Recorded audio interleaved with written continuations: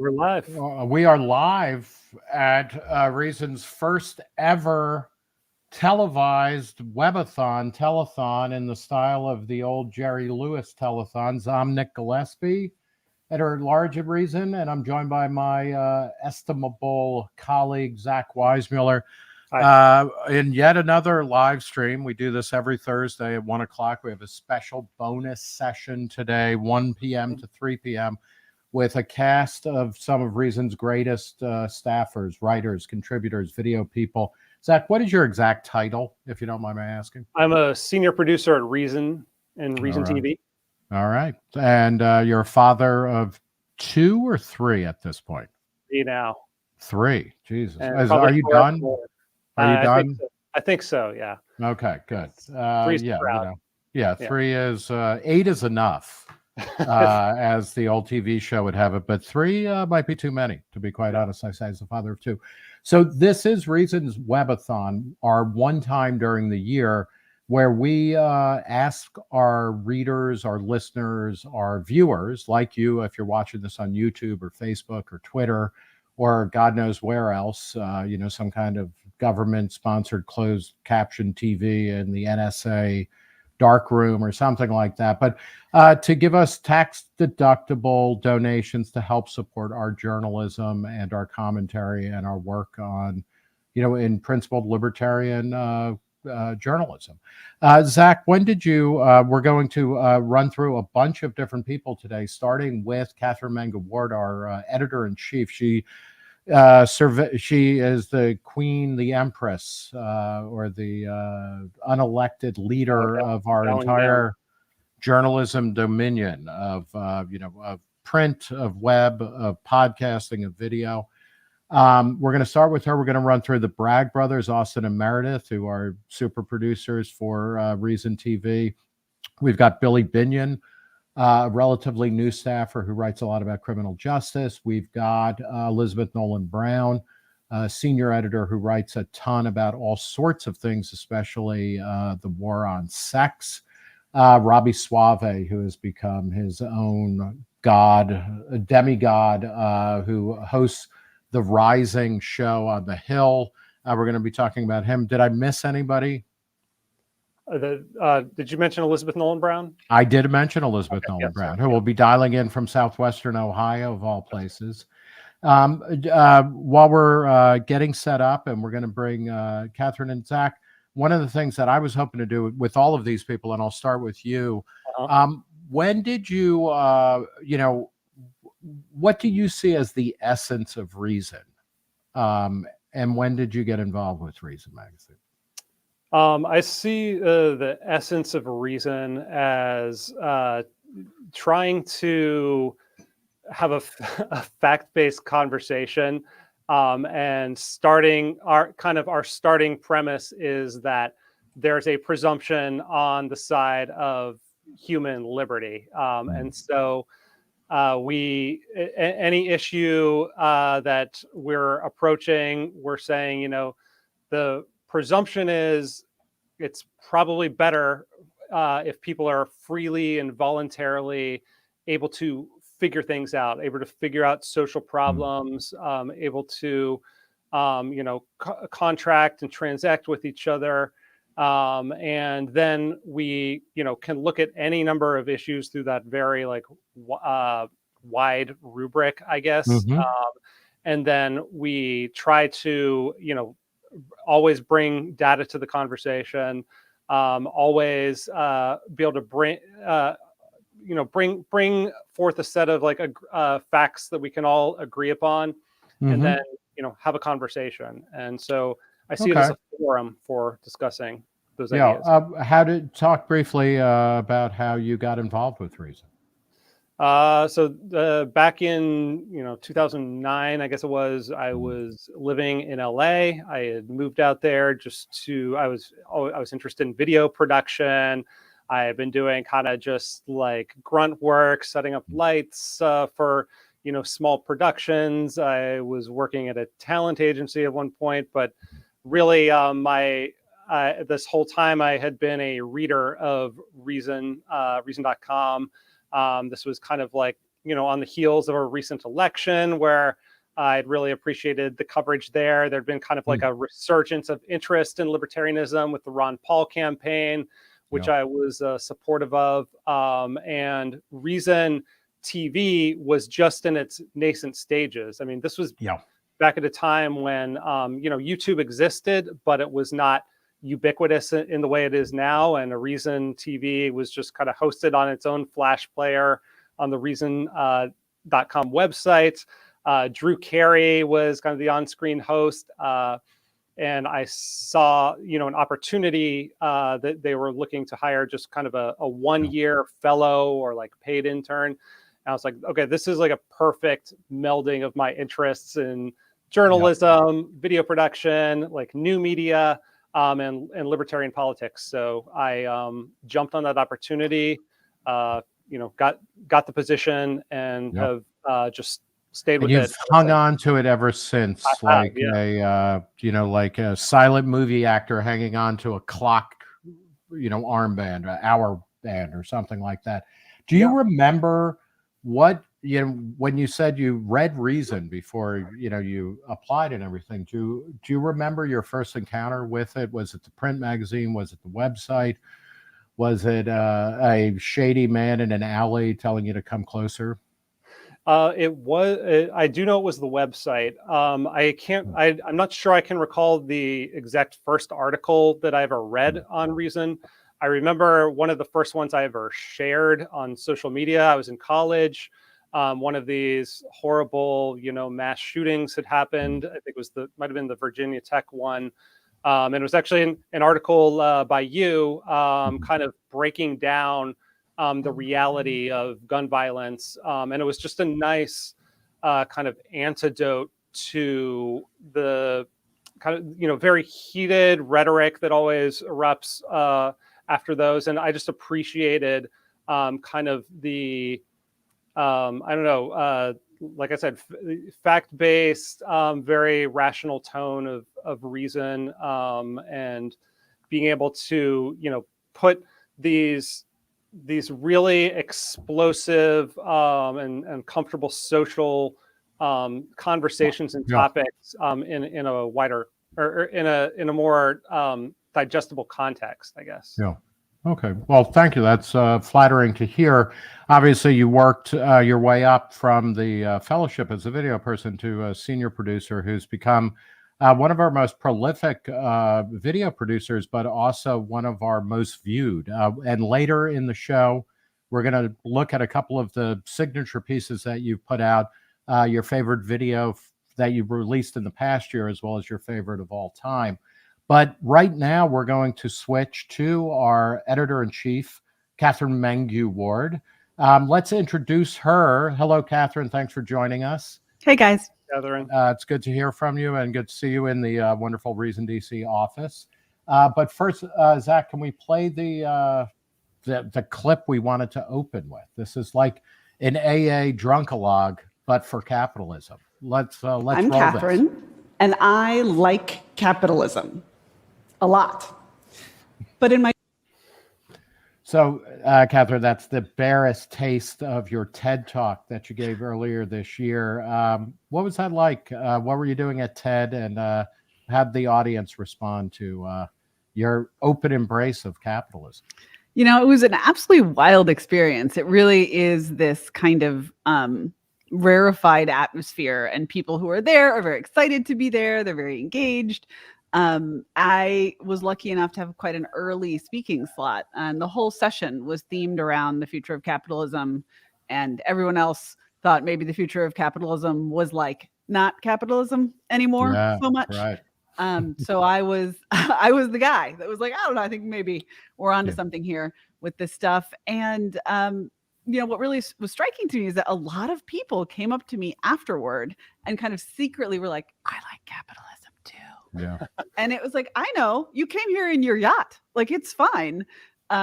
But the sense of this kind of like secret club or this underground or this kind of fellowship of the true believers surprised me a little bit, because of course most Americans are capitalists. Most Americans do like capitalism, even those who think they don't like aspects of, say, their job or kind of day-to-day manifestations still benefit from it hugely. So it was a really cool experience. It was definitely a highlight, and you know, 1 million people saw that thing, which was my goal. So that's amazing. You know, very quickly, what do you like about capitalism the most?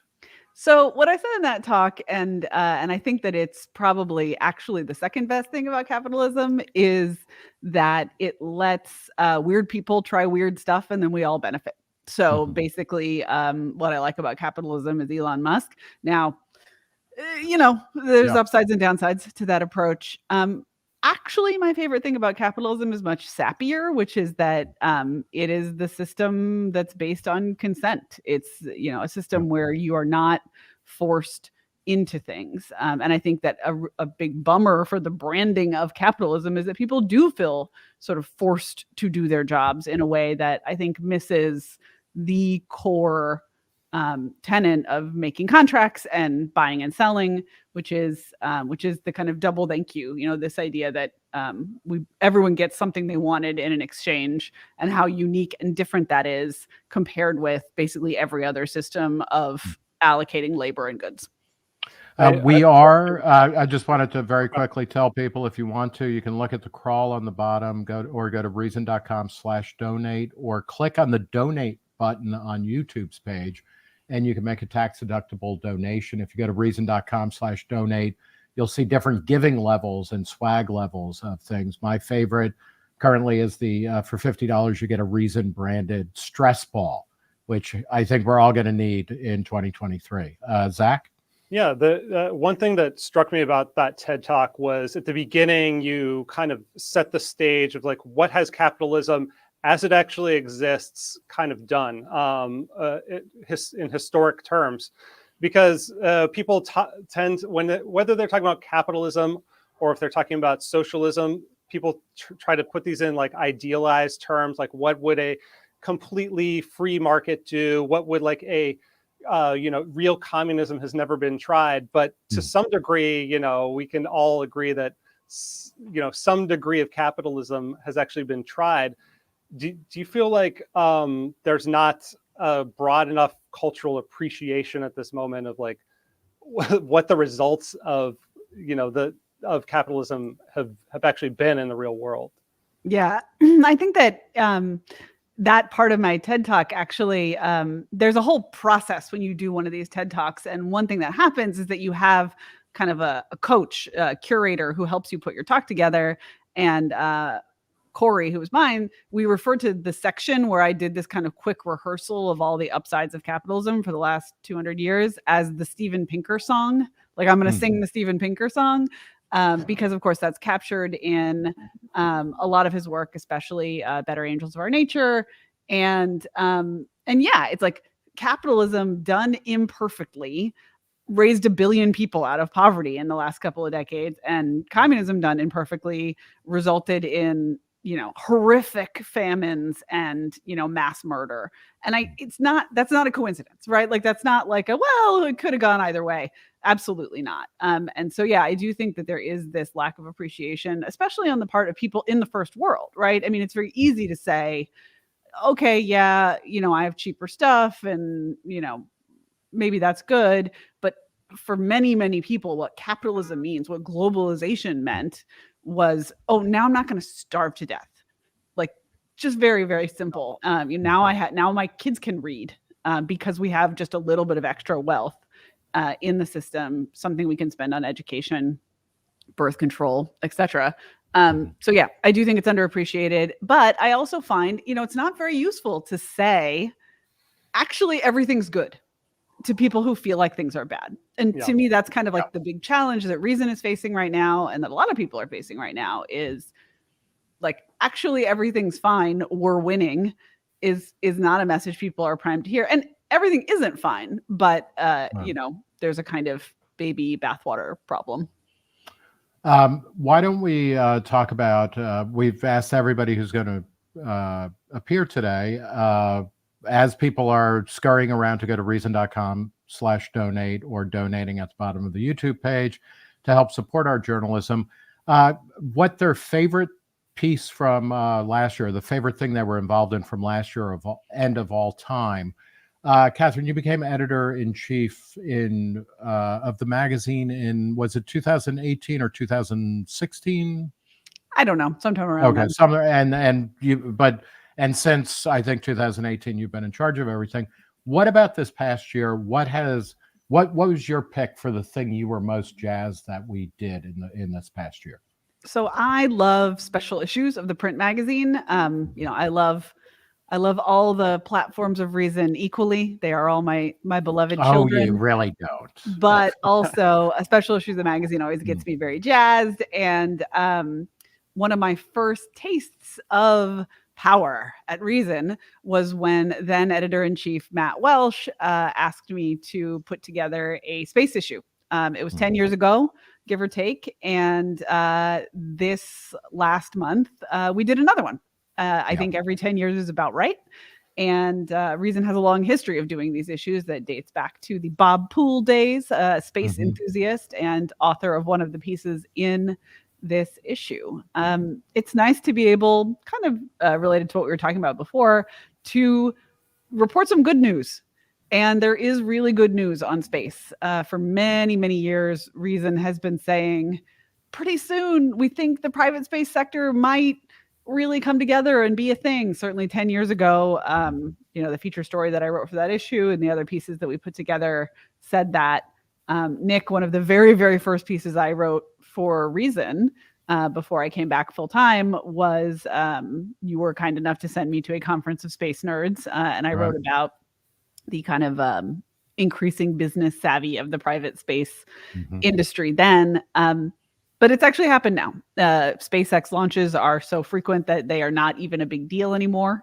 And it's sort of fully integrated into, the private sector is fully integrated into all aspects of not just the American space race, but all around the world. And that's, when we talk about what are some wins for libertarians, and sometimes they can feel very few and far between, this is a big one. We really said we can compete with the government and do better. And people will see that, appreciate it, and buy what the space entrepreneurs are selling. Can you talk about? We'll talk about the case for space billionaires, your kind of lead essay in the space issue. But let's just look at that cover again. I love that image. It is so redolent of the late '60s. Reason was established. It came into being in 1968. As space was dominating a lot of the news, the whole Earth. Why haven't we seen a picture of the whole Earth? The Apollo missions were underway. We're a year away from landing on the moon. Can you just talk a little bit about that image? That's just so beautiful. Absolutely. It is the creation of Joanna Andresen, our art director. Thank God for her. She is a genius. I just kind of talk with her once a month about what's going to be in the issue. And almost everything you see is just the product of her fevered little Swedish Irish brain. And this cover, actually, we tried a bunch of different iterations, and you can see some other cover candidates that we ended up using on the inside, including photos of astronauts walking on the moon. But we wanted something that felt kind of more cosmic and more forward looking. We also flirted with putting a headline on the cover. We were going back to the moon, something like that. But we just thought that this kind of beautiful, silent, wordless image did the work better than a shouty headline. So it's really beautiful. And just the hand that is yearning, not really grasp. It's just great. Talk about, make briefly the case for space billionaires. And may I, if I'm remembering correctly, Katherine, wasn't one of the first kind of space billionaires, guys, going back to that story you mentioned just a couple of minutes ago, was like the guy who owned Motel 6 or a budget motel chain. Who shows up in a different piece in this issue, which is the UFO piece. So that's a real arc. Robert Bigelow, who is a hotel entrepreneur. I actually visited for that other piece that I referred to, the space conference that you sent me to right at the beginning of my relationship with Reason, Nick. I went to his warehouse. I went to this tens of thousands of square feet of warehouse space outside of Las Vegas, surrounded by chain link, where he was trying to build and actually did successfully launch a couple of sample modules of inflatable space habitats, space hotels, right? He was a main character in that piece. He has since diverted his interests to funding, being a part of kind of this community of UFO enthusiasts and searchers. But yes, Wow. he's, you know, the role of kind of eccentric wealthy dudes in trying to get off the planet. You know, they're all colorful characters. It's so odd, isn't it? They have the run of Earth, and yet their And they want eyes are more, Nick. heavenwards. Yeah. Yeah. So, I mean, what is the case for space billionaires? people hate them so much, and so that's kind of the original impetus for this piece, was just like, why? Like, I get it if you're like, okay, you know, space isn't my thing, but the rage that was directed when a few months back, you know, a couple of these guys personally went up, and of course Musk's vehicles are going up at an increasing rate. And I think there are a couple things going on. One is, to me, this kind of very troubling sense of entitlement that people have. The money they spent on this somehow belongs to the people, and that it should be taxed away and spent on whatever Joe Biden wants to spend it on. You know, to me, that case is so weak, in part because we know what the government spends money on, and it's not what I think people who are making this argument imagine when they say take the money Bezos spent on Blue Origin and give it to poor people. That's not what the government does. They spend it on killing people in wars, and they spend it on law enforcement, and they spend it on you know, all manner of things. I feel like there's also always just there's always just this overestimation as to like how far the money will go. I always hear like, if only you know, Elon Musk could spend $44 billion not on Twitter or whatever, we wouldn't have world hunger anymore. And it's like, if that's what it costs, but why are people still hungry? Governments have that money already. Yeah. They're spending it on other stuff. Yeah. And I think this is, you know, in general, we've talked about this on the Reason Roundtable podcast, which people might enjoy and therefore want to donate to support that. You know, even if you took in a one-time sweep all the assets of America's billionaires, you know, they're still only covering kind of one congressional budget brain fart, and then we're back to zero. Yeah, it's based on your offhanded comment about that, and I think a piece you wrote, we did a video, and it's something like all of the billionaire wealth in America would fund the federal budget for like 6 months or something like that. Insane. What's your favorite all-time thing that you've done as editor at Reason? What is that? So similarly, it's another special issue, the Burn After Reading issue, which we did very much on a whim. Just kind of had this idea, wouldn't it be fun to do news you can use? I mean, Zach mentioned earlier, you know, kind of trying to be fact-based and bring something to the conversation. And we thought, well, let's really bring something to the conversation. And so we have all these how-tos. You can see them here, you know, jury nullification, how to get, you know, how to hire an escort, how to build your own handgun, and a bunch of other stuff. Wasn't there how to get out of zip ties? How to break a zip tie, handcuff at a protest. Your particular contribution, I believe, was how to make Alice B. Tokless brownies, right? That's right. I am always trying to find ways to sneak recipes into Reason, probably because I am a woman and we're just like, we love the kitchen. Yeah. But let's do a crock pot recipe special issue. Okay, that combines so many interests of the staff in this one as well, which could probably be done in a crock pot.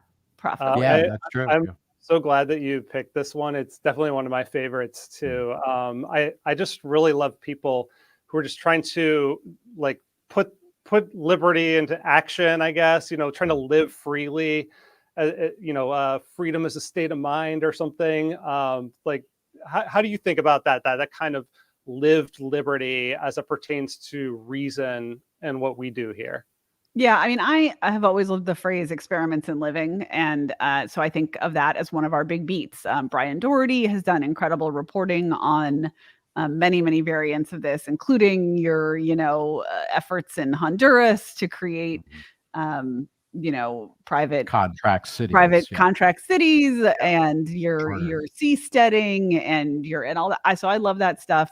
That's part of my interest in space, right? It's an opportunity to rethink how we organize society and the role of the state in that. So yeah, I do see the burn after reading issue as part of this. Like, what does it look like to live freely? And I think one thing it looks like is people, my neighbors, or people in an adjacent city or an adjacent state, are going to do stuff that I think is absolutely bonkers. Like, I wouldn't do half the stuff in that issue. I'm not out here trying to build a gun. I mean, I'll shoot them, but I don't need to build them. The beauty of the world as I imagine it, and I think as a lot of people at Reason imagine it, isn't everything looks just like I want it to and everyone is at peace. It's like very noisy and cacophonous and weird. And there's, just across the horizon is like a totally different way of being. And that might be the difference really between libertarians and everyone else, right? Like you see cacophony or you see not chaos, but like a lot of different things. And you're like, hey, I like that. I don't want to go to a buffet restaurant where it's just meatloaf in every chafing tray. That's the darkest vision yet. Yeah, that really, I wish I hadn't said that because I won't be able to get rid of it. Do you remember, I mean, you have a long and varied history in journalism. How did you rehearse a little bit how you came to be involved with Reason? Sure. So I was an intern at Reason 22 years ago. And one of the most memorable parts of that internship was like a single phone call that I had with you, Nick, because I was here in DC working with Mike Lynch. All I can remember is that we talked about Medicare and Nietzsche, which that's basically still all we talk about. So that feels right. The will to Medicare Advantage Plus accounts or something. Exactly. Right? Yeah. Had a couple of other jobs in between at the New York Times, at the Weekly Standard. But always felt that Reason was kind of my home, and had done some freelancing for you. And we met up for lunch and I said like, hey, I'm moving to Boston. Do you know anyone in Boston? And you were like, oh, just work for Reason. Yeah. And that was it. That was my job interview for Reason. I think I had to email you afterward and say like, did you hire me? Like, do we agree that you just hired me? And a rare misstep, I actually responded to an email. Yeah, that was your first mistake, and it sowed the seeds of your own destruction, Nick. Yes. What do you remember? When did you first encounter Reason as like a magazine or a publication or a thing? So in college, I edited an alternative paper that was part of the collegiate network system of papers that shared kind of a common funder, and there were conferences and things like that. And at some point, Reason must have made a deal with Collegiate Network to distribute magazines because we had a mailbox, like a box, and the editor of the paper would ceremonially get the key to this box. And so I went down to the post office and opened up the box, and no one had cleared it out in like a year or whatever, because that's how college papers are. So this enormous pile of things like fell on my head. And so I think my first encounter with Reason was probably like an impact to the head, which again makes a lot of sense. And I started reading it, and like everyone, I loved the brickbats. Like, I wish I could tell you, like, I saw some kind of sophisticated intellectual long form feature essay and I was like, these are my people. But instead it was absolutely the funny cartoons and the like proto blog that was brickbats in those days. Wow. Yeah, and that goes back to, if not 1968, pretty soon after that. Originally, I think, Name Something Else. What do you have on tap for 2023? I mean, you mentioned before, this is, it's not the greatest moment for libertarianism. That would have been 2014. Perhaps. But, the libertarian moment, should we call it that, Zach? What do you think? I would love to, but minds disagree. But what this is looking forward, it's been rough with the pandemic, a lot of economic issues, obviously. There's a land war going on in Europe. What are you looking forward to? What are your big plans for 2023? So for the magazine and for Reason, my big plans are mostly just to try to figure out some new ways to talk about the stuff that's always been important to us. We did a while back a debate issue that was really popular, and we want to do it again because God knows there are some new debates within libertarianism right now, and they need addressing. One thing that I've always loved about Reason is that we are not, we don't do what Bill Buckley supposedly did with National Review, which is, who's in and who's out of the movement. We're not kingmakers. We're a place for discussion. And so I think, there are some newly hot topics, even, between libertarians, amongst libertarians that really need addressing. So we're going to work on that. I'm super excited about at Reason TV, and upcoming, additions to our interest in what's going on in Latin America and especially in Venezuela. We've got some longer form stuff coming out from Jim Epstein on that I could not be more stoked about. And, we're really experimenting with podcasts and hoping to add a few more to our stable. So I don't know. That's like stuff Reason is doing. I don't know what I'm excited about in the world besides more and more rocket launches, but maybe we can be the stuff to be excited about. Maybe that hand with the earth, away from it, it's actually kind of waving goodbye. Are we migrating, transmigrating? Happy to depart as long as we've got somewhere to go. Yeah. All right. Well, thank you so much, Katherine, for all you do, and thank you for coming in. You have a bad knee that was shattered by listening to a Justin Amash podcast of all things. So maybe we can while riding on an e-scooter. It's the most on-brand stupid you could imagine. That's kind of great. That's kind of the libertarian moment right there, right? Yeah. You know what? I was going to say thank you to you too, but I take it back now. I'm not grateful to you at all. Thanks for everything that you've done and your long years of service. I'll just say, the one piece I remember from your internship, which I think I quote like probably 2 or 3 times a year, was about how Medicare Prescription Part D, which was the Medicare Part D, the prescription drugs plan, was needed because seniors were, buying cat food rather than getting prescription drugs or whatever. They couldn't afford it all. And you found that it was something like 2% of seniors after tax income went to prescription drugs. Yeah. And in general, the argument of that piece was like, old people are rich. They're fine. Please stop. Yeah. And I don't know why, like last week on the podcast, you're surprised when I'm still out here fighting the gerontocracy. So. Yeah. Well, maybe it's because 20 years have passed and now I'm rapidly, I'm waiting for my AARP and gerontocracy membership cards to arrive in the mail. But no, that was a wonderful piece. And I think it's really emblematic of what we do, which, as Zach was pointing out, it's like, let's look at the facts, and facts are messy and they're subject to redefinition and all of that. But like, if we start from that, we're going to have a better conversation and a better analysis about what is actually necessary and what you want to use the government to accomplish. But thank you, Katherine, so much.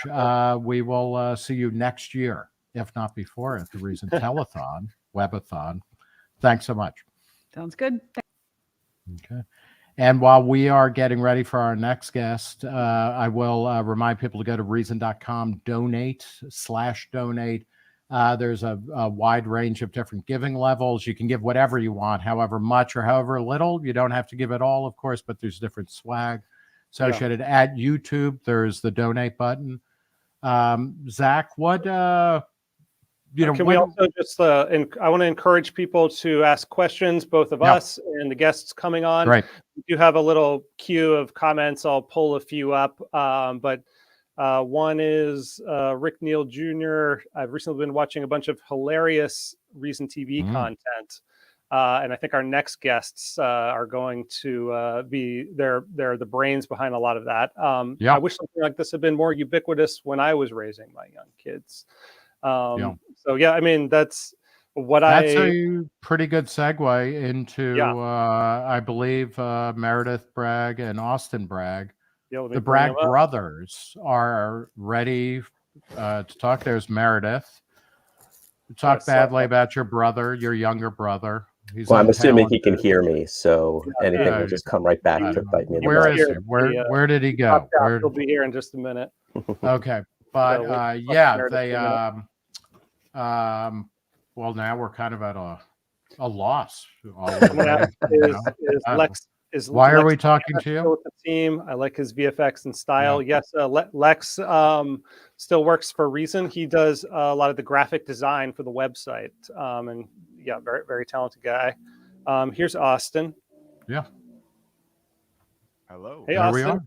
Hey, Austin, Bragg, can you hear us? I can hear you. Can you hear Okay. me? Yes, we can. Thanks so much. It's good to see Austin and Meredith Bragg, who brothers. You're two of three Bragg brothers, and Correct. you two are the least successful. That's Correct. Right? We Yeah, have the an one who older isn't brother. involved with Reason is the one your parents actually still talk to. Right. We have a doctor for an older brother. So our parents sort of Yeah. could take their hands off and claim their successful son and let us be. But when they need a puppet video, they come to you, right? Where else would they go, frankly? Yeah. Yeah. Well, let's, this is the reason.com/donate webathon, telethon. We're filling up the screen so you can't see the Jerry Lewis style backdrop, which Lex Villena actually designed for us. But Austin and Meredith, why don't you start, or Zach, why don't we start? Do we have a clip to run introducing them, or how are we going to do this? Yeah, sure. Yeah. I believe one of you had mentioned this as kind of the highlights from this year, and I totally agree. So let's just play it and then talk about it.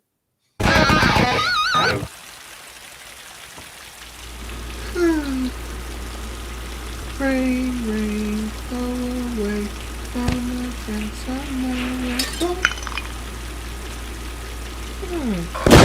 Go. It's a federal crime to attempt to change the weather without first informing the Secretary of Commerce. Got it. Yeah!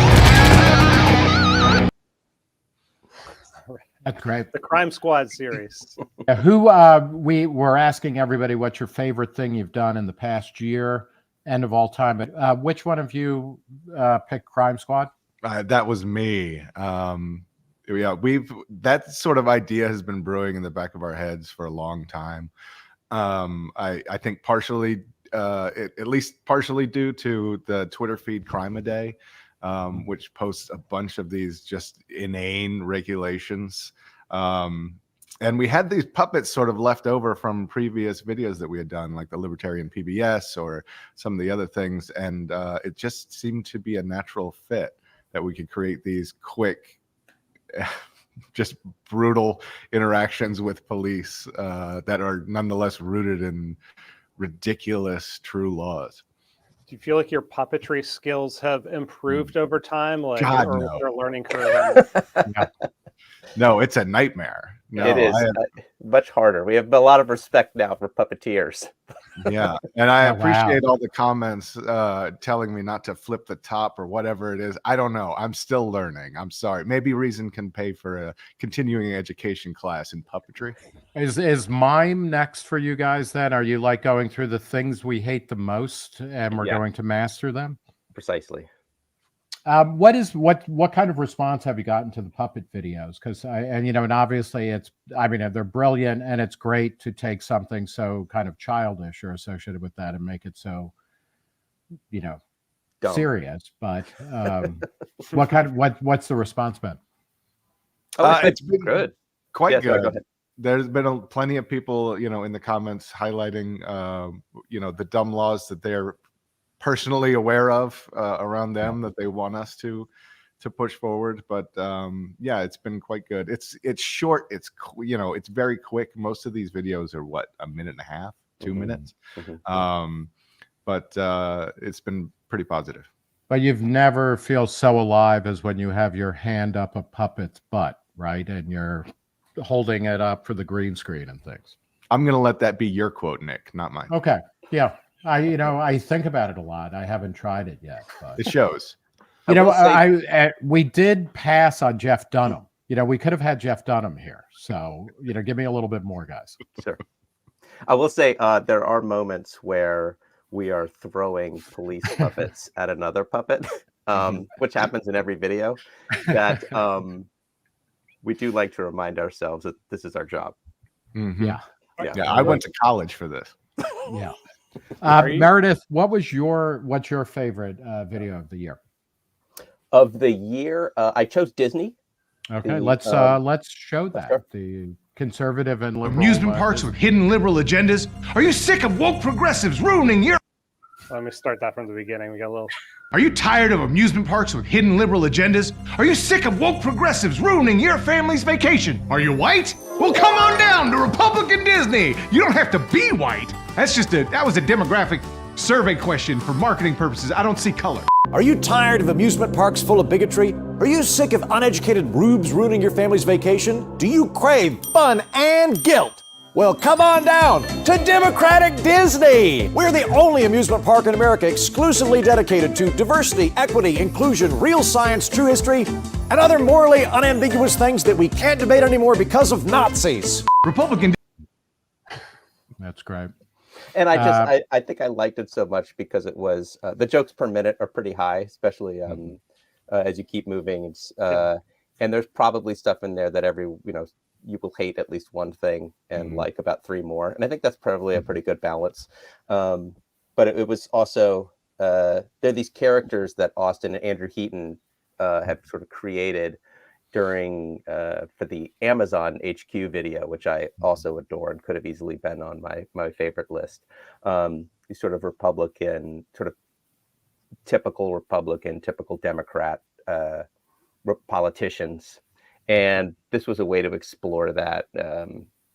We're so used to doing, or for a long time, we've been doing these libertarian blank videos, libertarian Game of Thrones, libertarian Star Trek, libertarian Star Wars, and those are great. But this just gave us another angle into that sort of genre for us. So yeah, I just find it very funny. There are a lot of lines that just still make me chuckle. What are some of the most valuable things that you see in political satire or political comedy, as a tool to critique or reveal things about American politics? I do think, this is not anything novel on my end. Other people have said this before, but I do think that sometimes when you're making a joke, people are laughing. They may be a little bit less defensive than if you're just making a pure argument. So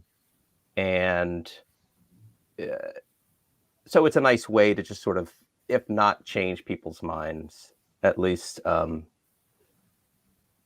maybe open the door a little bit to understand where the other side is coming from. And in so many, I was listening to you talk to Katherine before about, experiments in living. And in so many ways, I think that's sort of my worldview. And that doesn't mean necessarily stopping other people or pushing other people into your camp. It means allowing a lot of different experiments. And so I think understanding how other people feel, and maybe sometimes humor can do that. It's just it's a fun tool. That's the other thing. I think it's sort of a humor in a lot of ways. Even the gallows humor in some respects is pretty optimistic.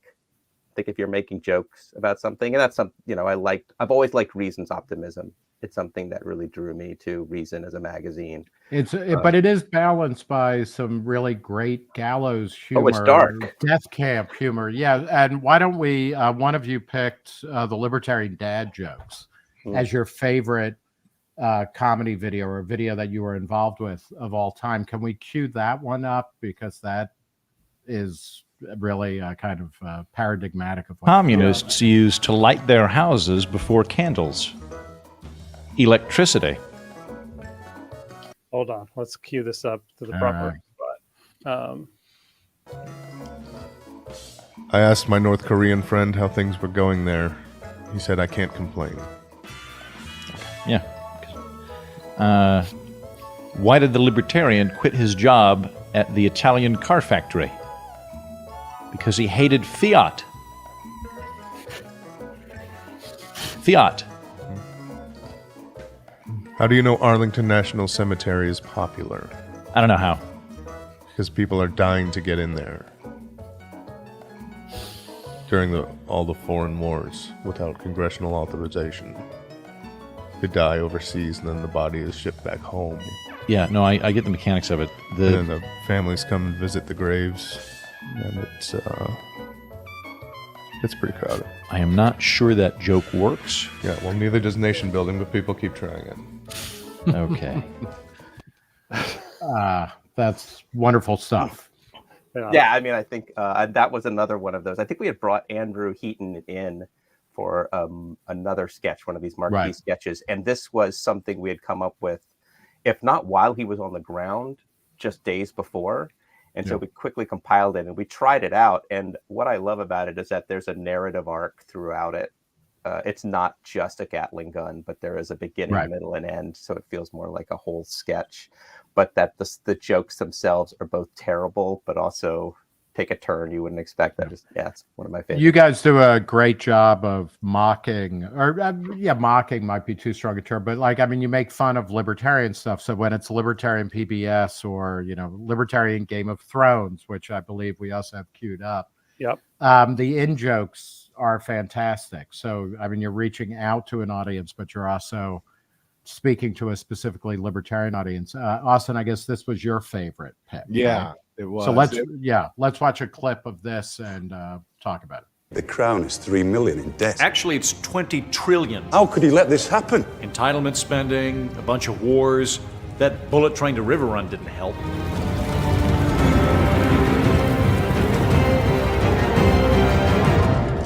And in that vault is the Social Security Trust Fund, where all of the money goes that will one day be paid out to retirees. Nothing. Yeah, it's pretty much a Ponzi scheme. Yeah, we had a lot of fun with that one. I think we are lucky enough to work at Reason, and Reason gives us enough time to really dive into these in pre-production and get things right. And that was one of those scenarios where I think we had Andrew in here a couple of times, reworking some of those bits just to make them fit.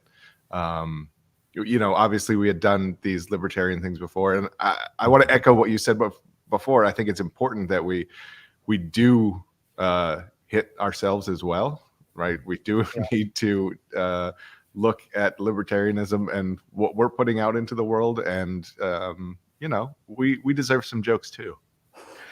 We are, this is part of our Reason Telethon, or, our yearly annual webathon. Go to reason.com/donate, or hit the donate button at the bottom of the page at YouTube, and you can make a tax-deductible donation, and your money goes to support people like Austin and Meredith Bragg, as well as Andrew Heaton, who showed up first, I guess, with Reason through mostly weekly, the series that we did for a while, he and Sarah Siskin wrote.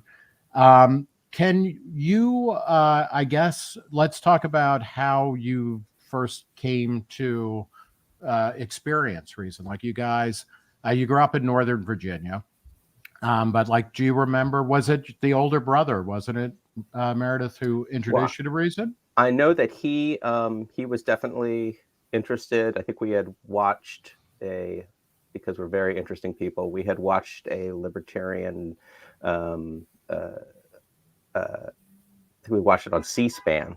They were, he got interested in it. And for Christmas that year, I went to the Libertarian Party headquarters and bought him a couple books, which at that time I think was in the Watergate, if I remember correctly. And then that Christmas, I proceeded to read it, and I got interested in it. And I'm pretty sure that he was the first person to introduce me to Reason. And then when I came back, I went to work in journalism after school. Was living in Charlottesville for a spell when my wife went to grad school there. And then when I came back into town, and Austin could sort of pick this up, Austin gave me a call or sent me an email. And you want to pick up the story here? Sure. I at the time I was working at the Cato Institute in their video department. And I remember, sort of, now that I'm firmly ensconced in the libertarian mafia here in DC, hearing that Reason had a job opening. And at the same time, Cato wasn't doing the sort of things that Reason was. And I remember calling up Meredith and saying, I think I found something for you. Yeah, and I mean, I had assumed that I would go back into journalism. I wanted to do video. The idea of doing comedy was appealing, but never thought that that would be my job. The idea of doing sort of lowercase libertarian comedy journalism was just out of, I mean, that didn't exist. Reason basically built that. And so I was very grateful to check boxes that I didn't even know I could check. And, I came here almost a little over a decade ago, and I've been here ever since. I mean, and for a while, you were the executive editor or editor-in-chief of Reason TV as well.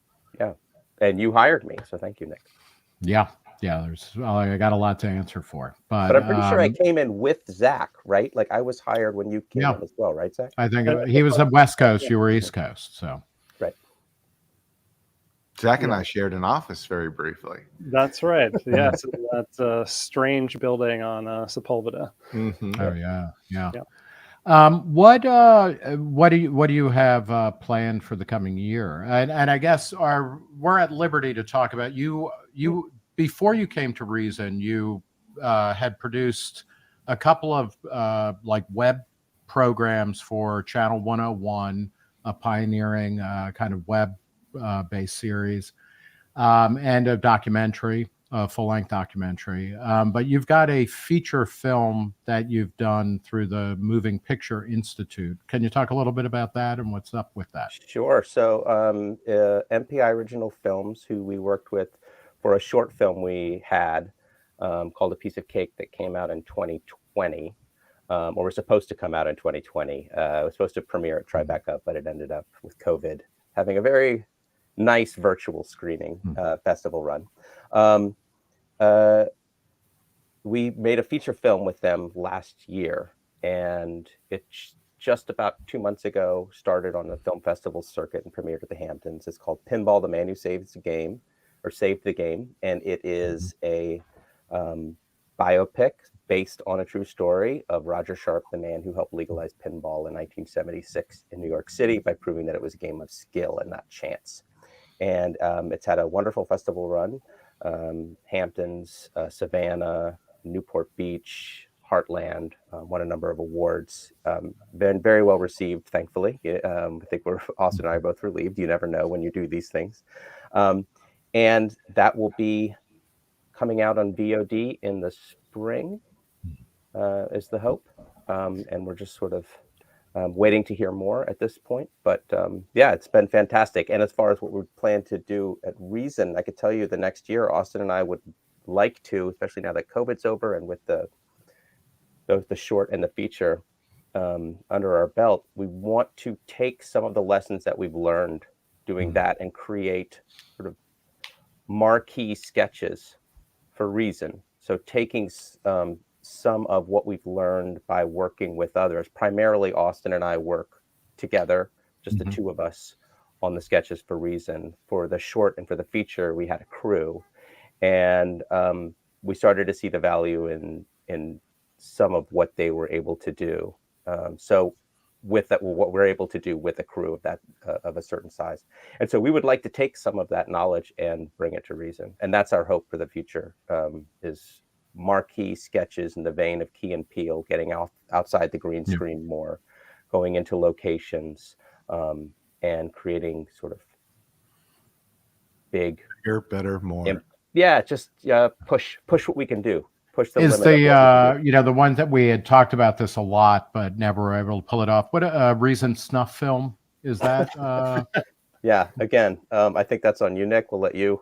Okay, yeah. I really got to learn how to work the camera. And I would just tell everyone watching that you should be very excited about this pinball movie that'll be, available soon. I had the pleasure of meeting up with Meredith in Savannah to watch it at the festival there, and it was great. The audience loved it. I loved it. It was it's really funny and charming, and yeah, it does have this weird, like, quirky, libertarian story at the center of it, about banning pinball, which is just bizarre. But I was just really impressed with how it came out. And yeah, you guys are just always pushing the production values of Reason TV up and up. Just like watching that Game of Thrones thing again, it's amazing the way you're able to, match the footage. So yeah, we're lucky to have you on the team. And we're Can you talk? Oh, sorry. No, Well, truly, I mean, especially when you're talking about this film. I know it's normal for journalists to take book leaves and and write their book, but I think it's a little slightly odd for us to take film leave and jump, come right back after a few months. It's been a great experience. Talk a little bit about Remy, because Remy started doing videos for Reason around the time, I guess, Meredith, when you joined, or he might have done one or two before, I'm not sure, but no, he came in. He came in a couple of years after, and I think it was a couple of years after. Okay, yeah, talk about that, because Remy's videos, the musical parodies, he was well known for doing kind of certainly less libertarian oriented things, but he was very popular on YouTube. But like you guys working with him have really created this sensibility that is unique. Yeah, I mean, I could just say that, at this stage, we've probably worked with Remy almost 10 years. Mm-hmm. I think we're coming up to, maybe, I should count the number of videos. It's got to be, it's dozens and dozens and dozens, maybe 50 or so videos that and we have another one we're working with him on now that we'll shoot next week.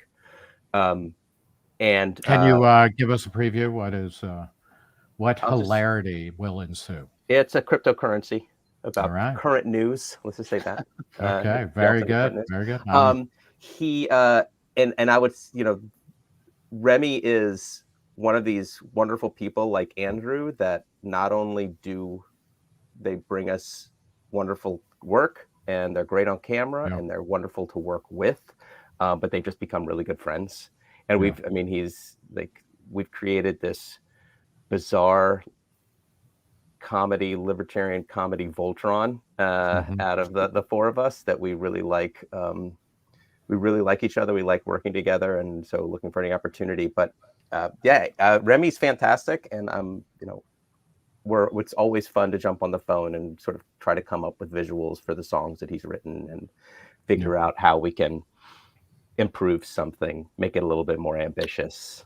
If I may, one of the I would have picked and you were both involved in it, Meredith. I think you were the primary scripter, but Austin has a key role as the voice of John Adams, the attack ad circa 1800 video. Like Austin, I mean, people go and watch that. It's so fucking funny and it's timeless.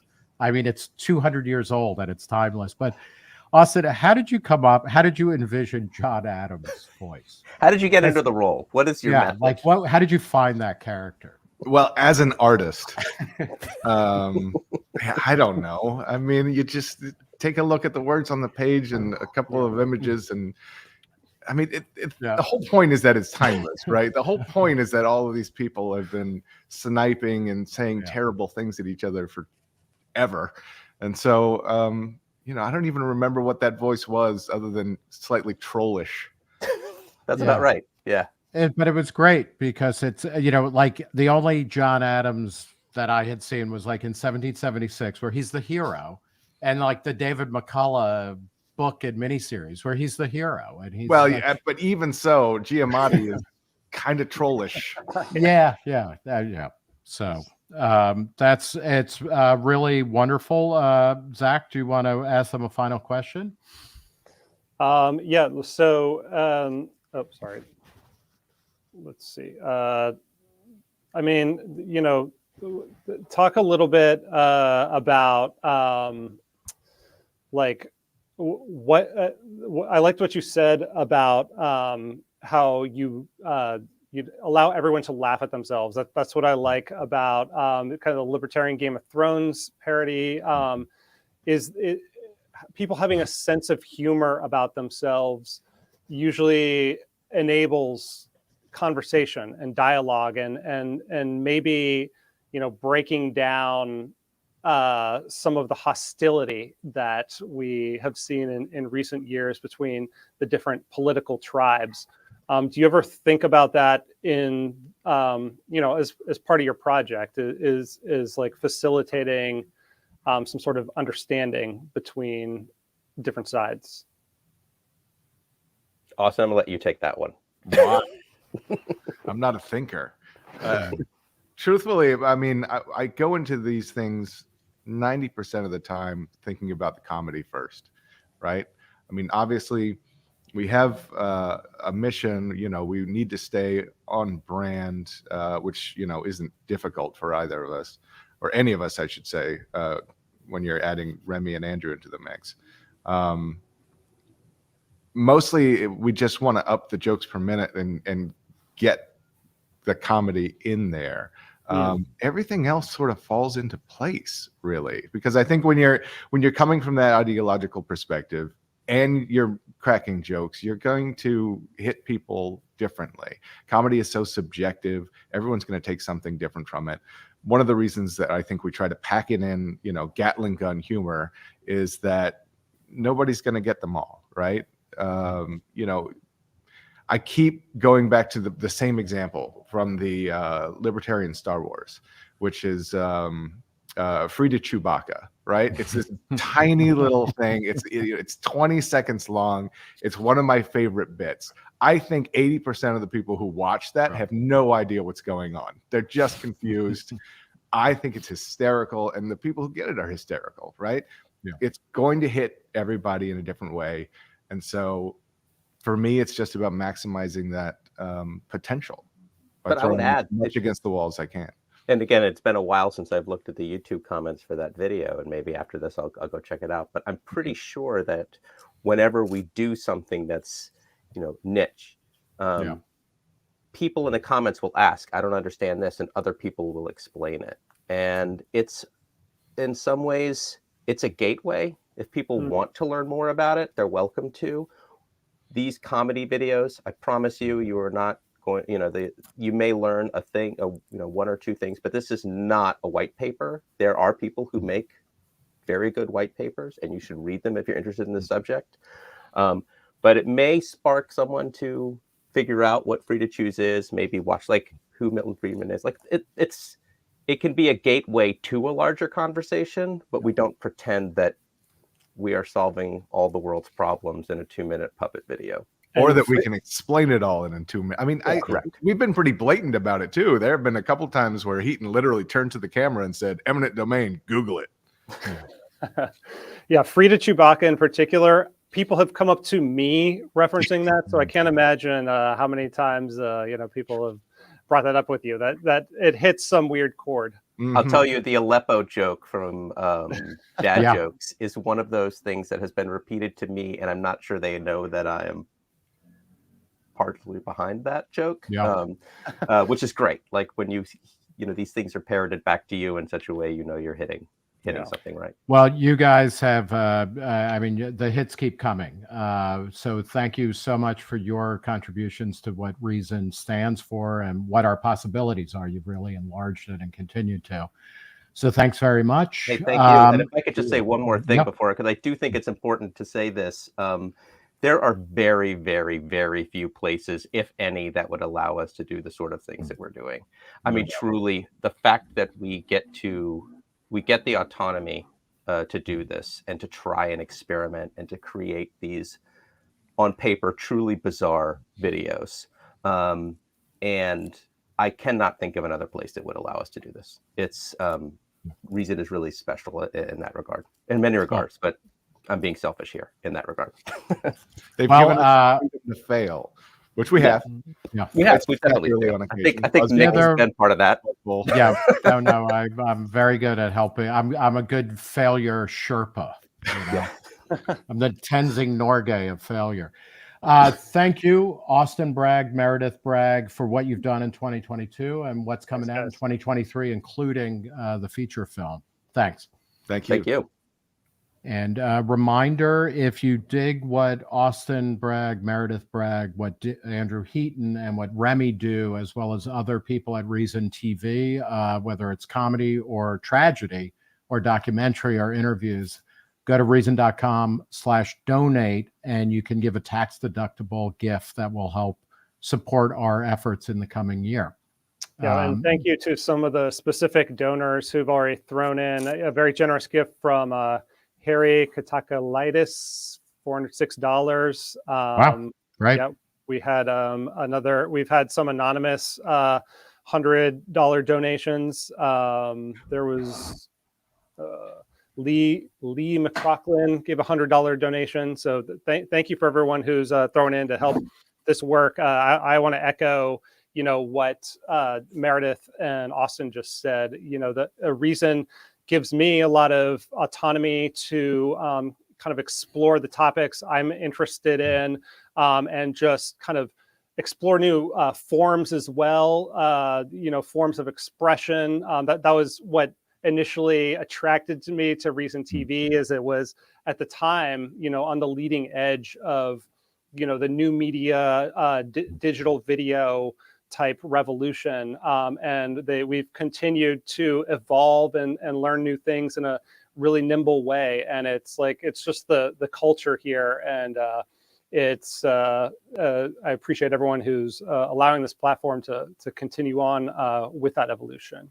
Yeah, and as we're getting ready for our next guest, who is Billy Binion, we'll get to him in just a second. But one of the great things about Reason TV, if I may say so, as the person who was the first editor-in-chief of that, it was the brainchild of Drew Carey, who basically came to Reason in late 2006, early 2007. It launched eventually in late 2007, but he was like, technology, camera technology, editing technology, online video had become a cheap possibility. Like, you could do it.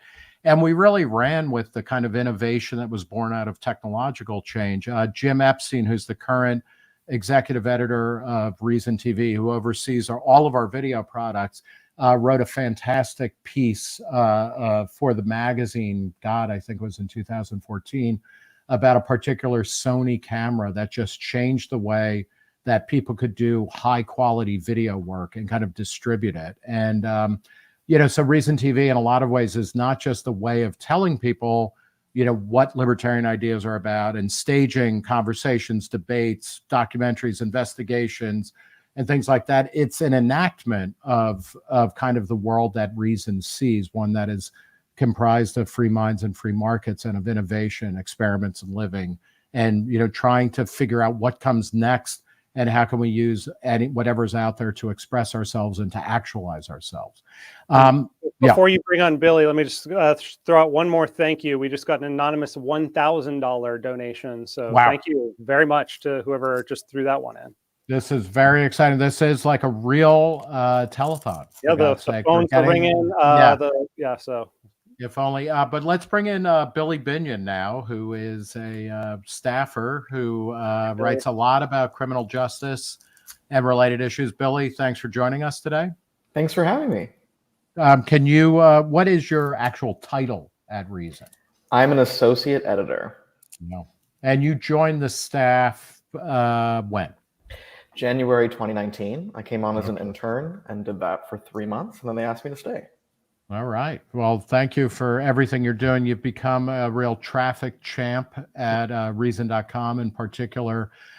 You write a lot about criminal justice issues, criminal justice reform, policing, things like that. What was the story in 2022 that you were most proud of? Yeah, so the story that I think I was most proud of from 2022 was a story about a woman named Tracy McCarter, which you probably have not heard of, or as a person you probably not heard of. Her story didn't gain much traction in the national press when it comes to places like, the Washington Post or the Times, that sort of thing. But the reason this really kind of stuck out to me is one of the things that I love about Reason is that we're not really on a partisan team. We're not wearing a jersey. And so this story kind of epitomized something I've always thought a lot about, which is that principles don't mean anything if you don't apply them evenly. So this district attorney, who I think a lot of people are familiar with now, he is the Manhattan District Attorney Alvin Bragg, who campaigned... No relation to Meredith and Austin Bragg. Just want to make sure that's clear. No, definitely not. But he ran on a platform of quote unquote ending mass incarceration, reforming pretrial detention, that sort of thing, like a big criminal justice reformer. And he actually specifically campaigned on this woman's case. He said that, if he were to win office, he would drop the murder charges against her. She was indicted for stabbing her highly abusive, estranged husband, who came into her apartment, though he did not live there, and threatened her. There was plenty of evidence that it was self-defense. He had said on the record it was self-defense. He had said, I stand with Tracy. And then he gets into office and continues to prosecute her for murder and subjects her to very strict pretrial bail policies. Because at the end of the day, district attorneys are also political actors who are trying to please a base instead of fulfill their promises. And so the point that I was trying to make with her piece, or with the stories that I wrote on her piece, was that if you really believe in what you say about things about ending mass incarceration and wanting a more fair and just system, and that also has to apply to things like self-defense, which is not as politically expedient, but is very important. You also saw that with Jose Alba, who I covered for us quite a bit. I wrote several pieces on him, the 61-year-old bodega worker in New York City, who essentially stabbed an irate customer in self-defense. There was plenty of surveillance video corroborating it from different angles. Their long altercation, but yet the criminal justice reformer took him to Rikers, one of the most notorious jails in this country, and initially sought $500,000 bail to keep him there, despite running on promises to reform pretrial detention. So these cases are really important to me because I feel like it is so vital for places like Reason to continuously point out that if you only apply your principles when they're politically expedient, then they don't mean anything and they're not principles. Hey, Billy, first of all, I just want to pull up this comment. Billy is one of my favorite Reason writers. His stories always get me so fired up. Another one here. Binion is good, especially considering he's apparently 12 years old. But Billy, these stories, what it raises for me is like the role of libertarians in the criminal justice, like reform, either, movement or just like talking about criminal justice reform issues, because you're talking about, this is a coalition that involves libertarians, progressives, some conservatives, and each of these groups might have certain blind spots in certain areas. Right. So what do you think is like the importance of libertarians staying really engaged with like criminal justice type issues? Yeah, well, I think libertarians, I will never forget, I doubt my old roommate is watching this, but one of my good friends who I used to live with, when we were getting to know each other better, said something like, well, I just thought libertarians were Republicans with a conscience, essentially like Republicans who like believed in social issues. Or believed in, social, like gay marriage and that kind of thing. And I think that's probably because a lot of like the highest profile libertarians or libertarian leaning people in Congress do kind of lean more to the right. But I think, like I'm saying, if you kind of look at the world through a libertarian lens and you apply those principles very consistently across the board, that does mean that you're going to be this like really weird heterodox mix of views that will both, please some people, but also piss a lot of people off. I have never been someone who has like a political litmus test for who I'm willing to like talk to or work with. I think if you look at my portfolio, like apropos of nothing, you might assume that I'm like on the left. I'm obviously not on the left. But that's to me just another indication of the fact that if you do have these principles, whether we're talking about free speech, whether we're talking about criminal justice issues, whatever, you also have to apply those principles to people that you find really unsavory. And I think that is something that both Republicans and Democrats can learn from us, is that, if you believe in criminal justice reform, that also has to apply to the Jose Albas and the Tracy McCarters of the world. If you believe in free speech, that also has to apply to people who are saying really gross, offensive things, that sort of thing. You are Jiminy Cricket, right? Wow, I'll take that as a compliment. It is. Well, you're a conscience, right? You're a conscience. I prefer the to blue people fairy. in the liberty. Okay. We will happily call you whatever Disney character you prefer. I identify as the blue fairy from Pinocchio. How did you come by libertarian ideas and beliefs? I mean, we've talked at various points, so I know a bit about your biography, but do you remember how you first encountered reason or libertarian ideas? I do. So I guess I was always one of those people in college who had like the very like oversimplified, like, I guess I'm a little socially liberal and fiscally conservative, which now like makes me kind of cringe because it's so like doesn't exactly represent what we do here. But it didn't really come until, so I used to be a performer. I majored in voice, and like that was my first career, and we might get into that later. But when I was disenchanted with that and was like, okay, I think I want to work in journalism, I was looking online for journalism fellowships, and I came across this fellowship that it kind of enumerated all the things, like the principles they believed in. And I was very young, and I came away thinking it was a left-leaning fellowship that kind of corresponded to a lot of the things I agreed with. And it was run by the Koch Institute, which is not left-leaning, as you might imagine. But having little familiarity with politics, but an interest, I was like, oh, this is really speaking to me. And I applied and got in and was like, oh, you know, as someone who always kind of felt very politically homeless, like this really fits, you know, adhering to these principles that they have laid out, which, like I said, you know, analyzed outside of a confirmation bias, I thought leaned to the left, which is kind of an interesting lesson in how we perceive political actors these days. But I did that fellowship, which was a libertarian fellowship. And like I said, it was like, wow, this is really speaking to me. And Reason was a part of it. I didn't work at Reason, but I immediately became enchanted with you all and started freelancing with Peter Suderman, who's our features editor. And then did the internship, and now I'm here. That's great. Billy, thank you so much for joining us. And thanks for your work. What are your, do you have any big whales that you're going after in 2023? Yeah, well, I just wrote a long feature on absolute immunity. So one of the things I've written a lot about at Reason is qualified immunity. There we go. This is actually the first piece I wrote for Reason on qualified immunity, which was like, gosh, what was that, 3.5 years ago? So this was before it really like bust onto the political scene. And I will say that this is kind of emblematic of one of the things that is so great about working at Reason, and I think the Bragg brothers said this too, is that we're able to tell stories that I think a lot of other media outlets either choose to ignore or have to ignore because of time constraints. When I started writing about qualified immunity, there was no such thing as a qualified immunity beat. It was like me and one other person at Forbes who was an unpaid contributor. So this has been something that has been, you know, very consequential to my time at Reason.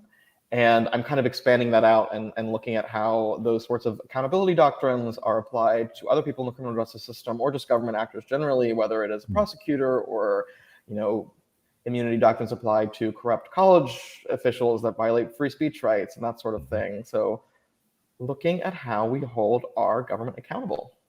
Yeah, I really appreciate that you've been on this qualified immunity issue, you know, like a dog with a bone, because it's really important. CJ is another person at Reason who covers a lot of, law enforcement and kind of like prison official accountability.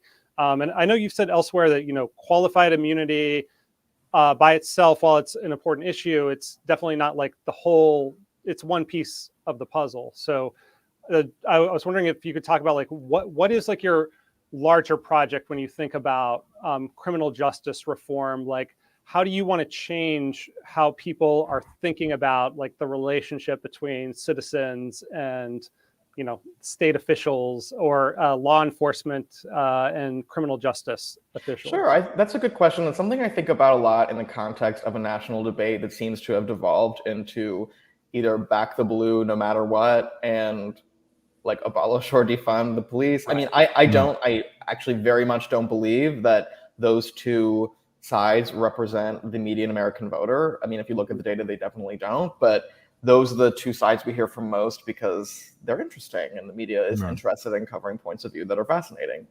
I think what I am most interested in is shining a light on how the people who enforce the laws are often above them and how convoluted and perverse that is, especially if you believe in the Constitution and you believe in responsible, accountable government, which is typically a stance taken up by libertarians as well as the right. But for some reason, the right kind of suspends those principles when it comes to law enforcement because we are embroiled in a never-ending culture war. And so I think that is what I'm most trying to say to people. You know, I guess that message needs to be heard more by people who are right-leaning and are a little skeptical of government accountability when it comes to the police. But I would say to people like that, if you believe in responsible governance and that should be applied to, you know, like I said, a corrupt college administrator, for instance, then why shouldn't it be applied to the people who have a monopoly on force and power? It simply doesn't make sense. And then, I mean, to the left, I would say that you can apply these principles without necessarily have to burn everything down. You know, obviously there's room for discussion on like where should resources go, that sort of thing. But I also think that there will always be a need for law enforcement. And, you know, the government does in some sense have to hold us accountable. But if they do, the people who hold us accountable can't be unaccountable in doing so. That's another reason why I'm interested in things like, you know, civil forfeiture. Civil forfeiture is essentially legalized larceny, for people who are not familiar with that term. And it is a lever that is pulled by the government when they are trying to hold alleged lawbreakers accountable. But it is a completely unaccountable process, which is a paradox I can't ignore. Well, thank you, Billy, both for talking to us today, but also joining a kind of legacy of people like Jacob Sullum, like Radley Balco, like C.J. Ciaramella, Mike Riggs, at Reason, and talking about criminal justice reform and putting it in a uniquely libertarian perspective, which, you know, Zach at the beginning of this telethon talked about how, you know, the libertarian lens allows for a different kind of brighter type of light to be shined on a lot of things that, you know, if you're embroiled in, you know, liberal or conservative, progressive or right-wing politics, you're not going to see. So thanks so much for your time and for your work. And we're looking forward to that big story that you're talking about. I appreciate it. It's a legacy I am honored to be a part of. Thanks for having me on. Thanks. And while up next is Robby Soave of Reason. We're going to get to him. He's coming to us, I think, from our DC HQ. But do take the time to donate. Go to reason.com/donate and make a tax-deductible gift that supports Billy Binion's journalism, as well as all of our efforts here at Reason. You can also donate at YouTube on the bottom of the page. Yeah, I've been told to emphasize that there's a button on YouTube that you can use to donate, and that is the method to do your tax-deductible donation that'll go 100% to Reason. So thank you to everyone who's been using that. All right, let's go to Robby Soave. And Robby, thanks for talking to Reason on our live stream during our telethon webathon. Hey guys, thanks for having me. Hey. Let's start with what did you feel was your best piece over the past year? I think I'm happiest with the interview I got to do with Dr. Fauci for my show Rising. I host this YouTube show for The Hill, and I feature lots of Reason people on it. Actually, Zach was on just yesterday, earlier this week, talking about FTX and SBF. Yeah, that whole thing, really educating myself and my viewers about crypto. And Liz Wolfe has been on a lot, Elizabeth Nolan Brown, etc. But I was able to interview Dr. Fauci probably it was a couple of months ago. I think it was in the summer. And I was able to write about that interview for Reason. And it was one of our most visited pieces, right? I think in the past year. Zach, do you want to run that clip if we have it?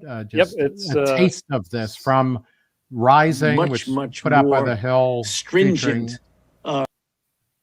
Yep, here it comes. Okay. And there would have been much more stringent restrictions in the sense of very, very heavy encouraging people to wear masks, physical distancing, or what have you. Many experts, I think, have conceded that at least the cloth masks are not doing virtually anything to stop the spread. I think there's increasingly questions about whether these restrictions are making much of a difference, and then some of them are, quite difficult for people with disabilities, for children having to wear them in schools. What is your view of ongoing restrictions? Do you still think they're necessary? Would you still recommend those types of things, masks, some social distancing, some shutdowns, given that we're going to be facing this disease at this level of contagiousness for some time?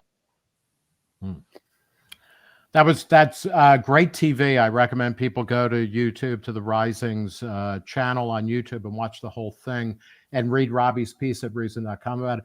Robby, what's it like? I mean, Anthony Fauci is, one of the great villains of the current drama, but he's also very powerful. Like, what's it like to speak truth to power like that?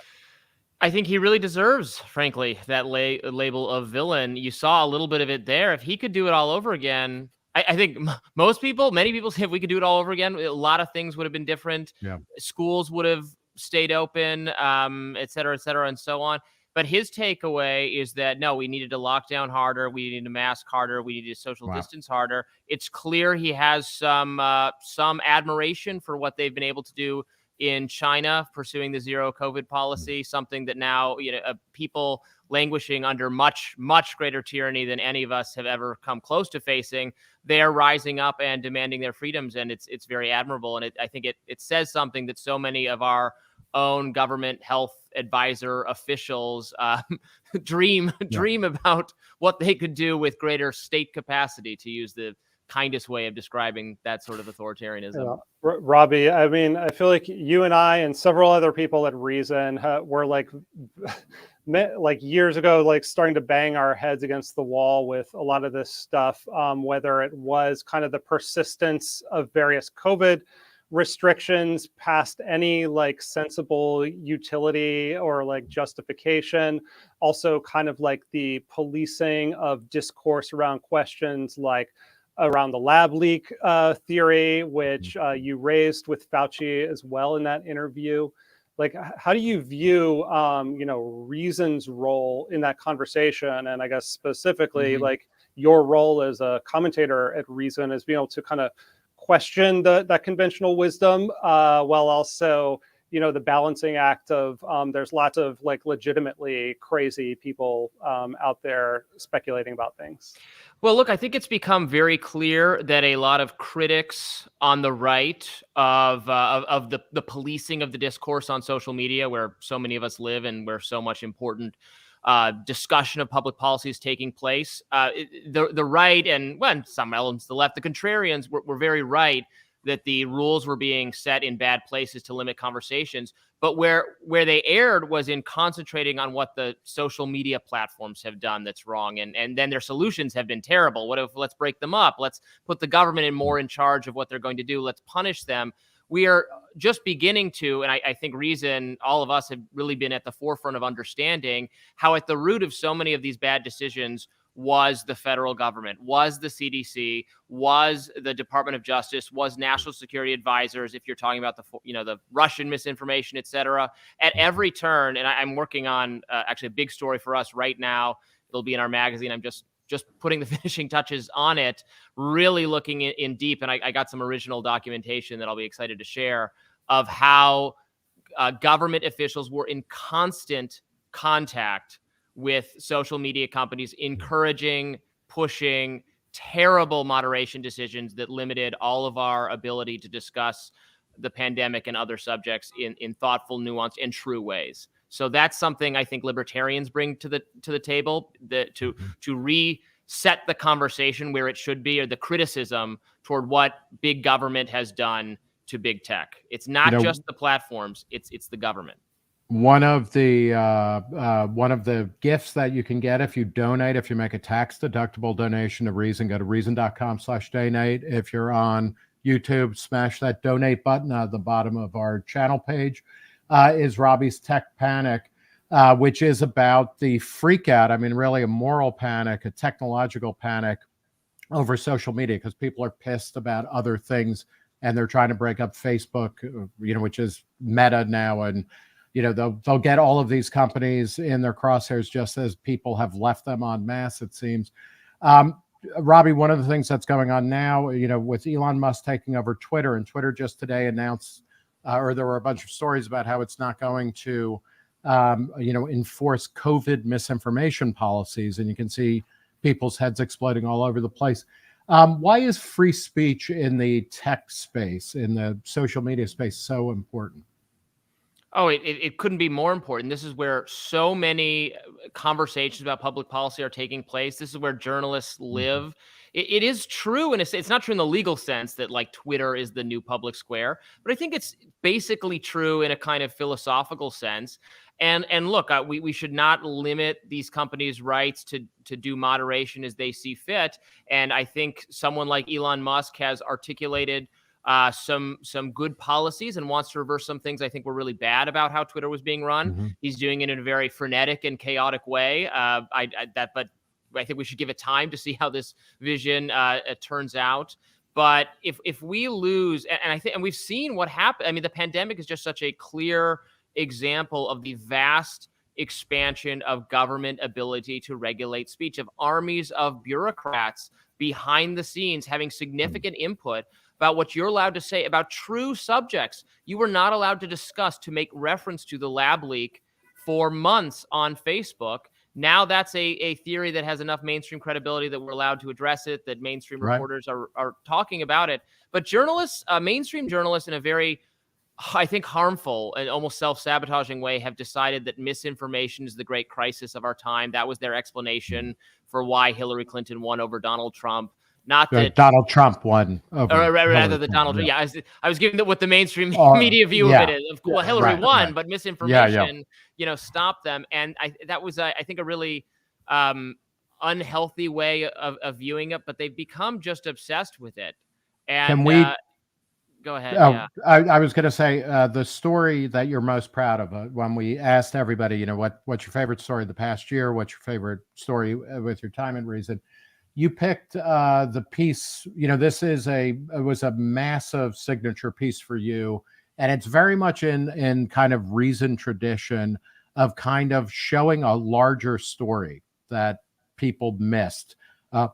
Zach, can we put up the however this had to do with the Covington Catholic student Nick Sandman, who was caught in a maelstrom? Can you talk a little bit about what the story was, and why did you get the full picture while everybody else was kind of, holding on to a different part of the elephant and kind of going nowhere with it? Yeah, and I always try to be completely honest. I got lucky in part with this story. I absolutely did. I sat down to write about it. So this was the high school students, the Catholic high school students at the Lincoln Memorial, there was a lot of reporting on a snippet of video footage that appeared to show this young man staring down this Native American man in a malicious or racist way. And they were condemned by every figure, every celebrity. They said this is an example of deplorable America. Obviously, they're Trump supporters. They're wearing the red hat. They were there for a pro-life rally. I sat down to write about it. And at the time I was doing that, more video footage had become available, had just appeared on social media, the entire thing. So I sat down and I watched it before I wrote anything. And as I was watching it, it was like a holy crap moment. Like there was so much more going on here, including the involvement of the Black Hebrew Israelites, which is like a Black supremacist, anti-Semitic. Kanye would probably be very familiar with their work at this point. They were on the scene harassing actually the group of boys. And then the Native American man and his entourage come in like a very confusing way. And the scene becomes chaos. But the bottom line being that this was not at all, it would not be fair to say that kid in particular, or really anyone else in his group, was like engaged in racial harassment of that guy. If anything, they were kind of behaving as appropriately as you would expect high school boys to behave when confronted by as obnoxious a out-and-out hate group as the Black Hebrew Israelites. So I was really happy to be able to set the record straight on that story a lot. And again, I got lucky. I saw it and then I wrote that story, and then mine became the main part of like the pushback from people saying, "Oh, wait, did you take a second look at this? See what Robby's saying about it?" So it was it felt good. And yes, has been the defining story of my career by far. Go ahead, Zach. When you put that out there, there was also an immediate backlash, and you essentially became part of the story. I remember this happening at the time. I mean, what was that like? Like, what was that experience like for you, and how did it change, how you view, I guess, like the media ecosystem, if at all? Yeah, I mean, I've gotten really used to that by now. And even at that point, I'd had so many sort of antagonistic exchanges with people who are just very bought into their narratives, some in the mainstream media, some in progressive media. Obviously, I've tangled with conservative media as well. In that case, a lot of mainstream media admitted they got it wrong. Like Jake Tapper shared my article and said, wow, I missed this. A lot of people changed course. Some didn't in the sort of like Gawker space, I think, is where they really doubled down, as they did in sort of previous feuds I'd had with them. But I have a pretty hostile, antagonistic relationship, I think, with many other facets of the media. And I think that's our job. Look, they both sides, it's right and left, and then mainstream too. They're just stuck in their thinking about issues, about Trump, about crime, about foreign policy is the most, consensus, just totally at odds with what actual people think. And what I love about Reason and, what all of us work toward is because we're not team loyal. Like if I see a story that's damaging to Republicans, there's a lot of conservative media people who'll be like, well, let's skip over that one. And then it's the opposite phenomenon for the mainstream and progressives. I just don't have that. I don't have that drive, and neither do you guys, right? We're like, okay, if it's damaging to Republicans, that's fine. Good. They deserve it, probably. They suck. To go back to how Zach had started this live stream for people watching, and if you're thinking about supporting Reason, we do journalism first and foremost from a libertarian perspective. So it informs our starting point, but we're not ideologues. And I think that gives us a competitive advantage. I mean, Robby, in the Covington school kids story really came to the fore, but like where the rush to judgment isn't there. It's like, okay, let's pan back a little bit and see what's going on. We've done that. I'm working on a post for our website to, pimp the webathon tomorrow. And one of the very first Reason stories I remember reading was from 1981 about Love Canal, which was a neighborhood in Niagara Falls, New York. There was a media narrative about it that turned out to be completely wrong, and Reason was the one place that actually accounted for a larger context, which radically altered, what these stories mean. And that's it's a real powerful super weapon. So thank you very much for doing what you do. You've really enriched the pages of Reason, online and offline. The work at the Rising is great. You're really growing the audience for a libertarian Reason style commentary and journalism. Thanks so much. We've My got pleasure. a comment here echoing that.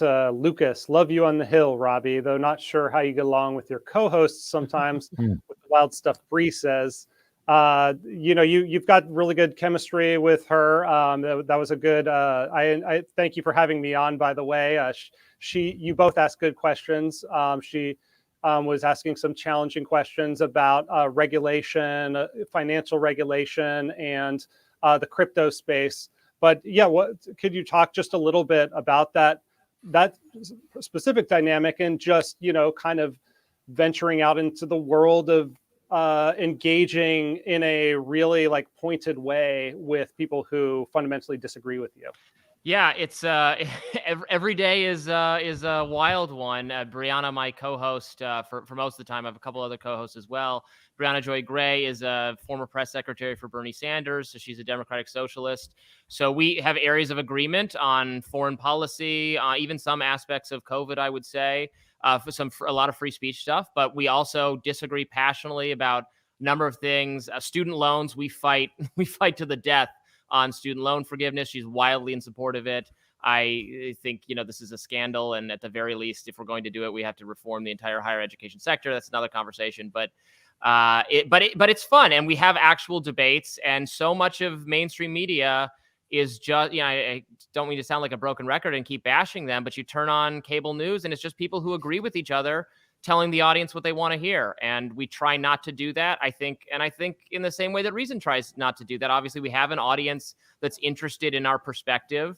And it helps to bring that perspective of skepticism of authority and skepticism of government regulation, and that the government's always the solution. But it's healthy to get pushback at all times. So I'm able to deploy libertarian arguments against Brianna. She's able to deploy progressive or socialist arguments against me. And I think it makes us better for it, and hopefully leads to a more educated, smarter, more fun viewing experience. It's not agreement. You don't just watch and listen to everyone tell you exactly what you wanted to hear. And I think that has value. It certainly does. Thanks so much, Robby. Thank you, Robby. guys. All right. I'm just looking at some comments. We're going to bring on our final guest, who is Elizabeth Nolan Brown, in just a second. But Keith Knight of the Libertarian Institute says, we at the Libertarian Institute are very appreciative of the work you guys do. Tony Palmentera on Facebook says, I will say Weissmueller's pieces stick out in my memory, the multi-part series on anarchy in Detroit in particular. Thank you, Tony. Yeah, and we'll talk more about that after we talk to Elizabeth. Lee McCracklin, $100 donation. Thanks so much. Let's bring, is Elizabeth? I think we're about 10 minutes away from Liz coming in. But, okay, so apologies for that. Yeah, let's talk about you, Zach Weissmueller. Okay. Why not? Okay, Florida, born and bred, moved to LA, back in Florida. You've you've contributed massively in the decade plus that you've been at Reason. What was your favorite video that you put out this past year? There's a video that I put out called Forget the Great Reset, Embrace the Great Escape. And this is an example of what I was talking about earlier when I said that Reason allows like a level of experimentation that is really useful. We've kind of experimented with a new form of video that is, it's native to the YouTube platform, kind of known as the video essay, and you're just bringing in all sorts of archival media and text and so forth, and making an argument. And in this case, it ended up, performing well beyond. Massively. Let's look at a clip. Okay. Of the Great Reset, in which sclerotic 20th century institutions accumulate even more power, I think we're entering the Great Escape. This is possible because technological progress is outpacing the ability of the state to control and regulate it. Governments will have no choice but to abandon their efforts to construct physical and metaphorical walls. Technology can be designed to facilitate decentralization, in which the flow of money and information can't be controlled. Ideas emerge from the bottom up. My hope is that after witnessing the colossal failure of governments in the face of a global crisis, many more people will be looking for a different approach. Klaus Schwab, of course, is the head of the World Economic Forum and pretty much a villain from Central Casting. Whenever he opens his mouth about what kind of bugs we're going to be eating. Let me just play like a quick clip of him to remind people. The coronavirus pandemic has no parallel in modern history. It is our defining moment. Those are the words of Klaus Schwab, head of the World Economic Forum, in COVID-19, the Great Reset. People assume we are just going back to the good old world which we had, and everything will be normal again in how we are used to normal, in the old fashion. This is, let's say, fiction. It will not happen. At the latest World... It's like a Boys from Brazil cosplay or something like that. It's just, but what's great about your video is that you take seriously the arguments that are floating around. Schwab is probably the best focal point for one of them, but a large number of people. And, he, at the World Economic Forum, he was introducing Xi Jinping of China, who was articulating a vision of a globally coordinated economy where, we're speeding it up, we're slowing it down, we're a little to the right, a little to the left. I mean, an insane, lunatic fantasy of control by the globe's, the planet's leading authoritarian. You take their argument seriously and then offer an alternative. Talk a little bit how you got there. What's your intellectual heritage that you were able to marshal this kind of analysis and alternative? Yeah, so I decided, this idea of Klaus Schwab as this kind of nefarious character, which, yes, he plays into that with his mannerisms and sometimes very odd, like stylistic choices. The Middle European accent and all of that, the shaved head. Publishing a book called The Great Reset as we're in the midst of this pandemic. So it spurred, lots of anxiety online, and I decided to just read through the book and see what it was all about. And it's a fairly boring book with like very like almost like corporate like HR speak type language. But when you like dig down into it, it's really about we need a more of a managed economy. We need more of things like ESG, what they call stakeholder capitalism. And this is something Elizabeth Warren is a big advocate of. And I guess to answer your question, my like intellectual interests are in people like Hayek. And so I thought, there's a real stark contrast here between these two visions. Let's just put them next to each other. Schwab's Great Reset versus kind of a Hayekian inspired Great Escape. And it'll be kind of like, this is the tone that I would like to see set for, the rest of the 21st century instead of the one that Schwab and the WEF and Xi Jinping want to set. What is amazing to me, and because I'm 1,000 years old, we had this exact conversation 50 years ago, 70 years ago, 100 years ago, and it was Hayek versus kind of planners, not necessarily totalitarian planners or even fully centralized plannings, but people like John Kenneth Galbraith, a popular economist in mid-century America who talked about how the only way forward, the only way to be efficient and effective was to manage capitalism in a way where the best and the brightest, coming out of a mid-century, Kennedy fantasy of control would, we've beaten the market. We've got enough smart people with enough adding machines. We can figure it all out. And that all fell apart as it was being articulated by, kind of liberal progressive planners, sometimes conservative planners, because there's a right-wing variation on this lunatic fantasy control fantasy. So it's great to see you articulating the rebuttal to that in in real time in the language of the current moment. Talk a little bit. I mean, we I guess mentioned a little bit about how you showed up at Reason, but what's from your childhood or life that pointed you in a direction where you're like, my bullshit detector is going a little bit crazy right now. Well, I think it's just I started. We had this conversation with Camille a few weeks ago about how his libertarianism kind of started with like an interest in skepticism.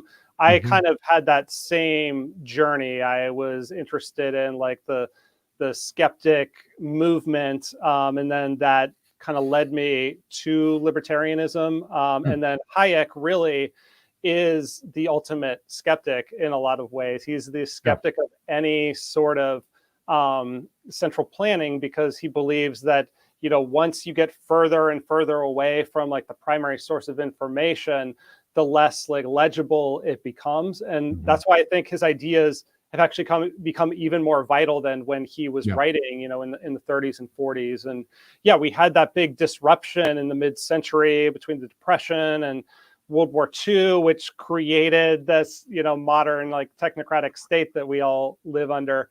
And Schwab's point is like, okay, the pandemic is like the next disruption, and that is going to increase the power of the state. But my thought and my hope, and I think there's basis for this, is that it's different this time because of the technological situation, the way that technology, whether it's cryptocurrencies or encrypted communication or just cheap cameras embedded, everybody is carrying, where we both carry a monitoring device that the state knows where we are at every minute of our day because of phones, but it also carries the camera that we use to to reveal what the government is doing to people. We're going to come back in a final episode after we talk to Liz Nolan Brown about some of your work from a couple of years ago that you're particularly and rightly proud of going to Hong Kong. And we'll talk more about this centralization, decentralization issue. But now let's welcome Elizabeth Nolan Brown. Hi. Hey, how you doing, Liz? Good to see you. You are calling in from southwestern Ohio. from? I'm calling you from Cincinnati, and I need to say up front that I just got a filling earlier today, so my mouth is still sort of droopy. So I'm not like having a stroke or anything. I just Well, it would be terrible if you did have a stroke now, because we wouldn't know, right? And we wouldn't be able to call. It's true. So, Liz, you are a senior editor at Reason, is that right? Yes. Okay, and you started, and I feel bad for not having actually written all of this down ahead of time, and I know that I was directly implicated in many of the hirings today. When did you start at Reason? I started in 2014, the same year as Robby and Slade. We were Right. the 2014 cohort. Okay, so that's like there's a famous graduating year of quarterbacks in the mid 1980s when they graduated from college. That's kind of a good year for Reason then, right? What is the story in the past year that you are most proud of? I'm really happy with the story. It's actually from our January our upcoming January issue, but it's out now online for subscribers already. So you guys should subscribe. Yeah, and also you should donate. If you should also donate. What we're talking about, go to reason.com/donate, make a tax-deductible donation, hit the button on our YouTube channel. Yes. But Liz, Nolan Brown, you're in defense of algorithms. What's that about? Algorithms are even more rotten than Klaus Schwab in the World Economic Forum. Yeah, that's what we hear from all sides. So this was a really fun piece to write because, just a lot of what people say about algorithms, there's so much, that they're destroying our democracy. They're making us more polarized. They're causing depression. They're making teens commit suicide. There's just this endless litany of things that get attributed to algorithms these days. They sound almost like witches. Yes, they are. They're basically like tech spells cast by social media companies is what the impression you get. And if you look at research, a lot of, not only does that not pan out and not turn out to be true, a lot of times the opposite is true. There's a lot of research about how algorithms actually, make people turn people away from radicalization on sites like YouTube, that social media consumers are better informed and, less polarized than people who get most of their news from, say, TV or things like that. So this is just sort of it goes through a bunch of the different myths about social media and internet algorithms and sort of systematically debunks them, I guess.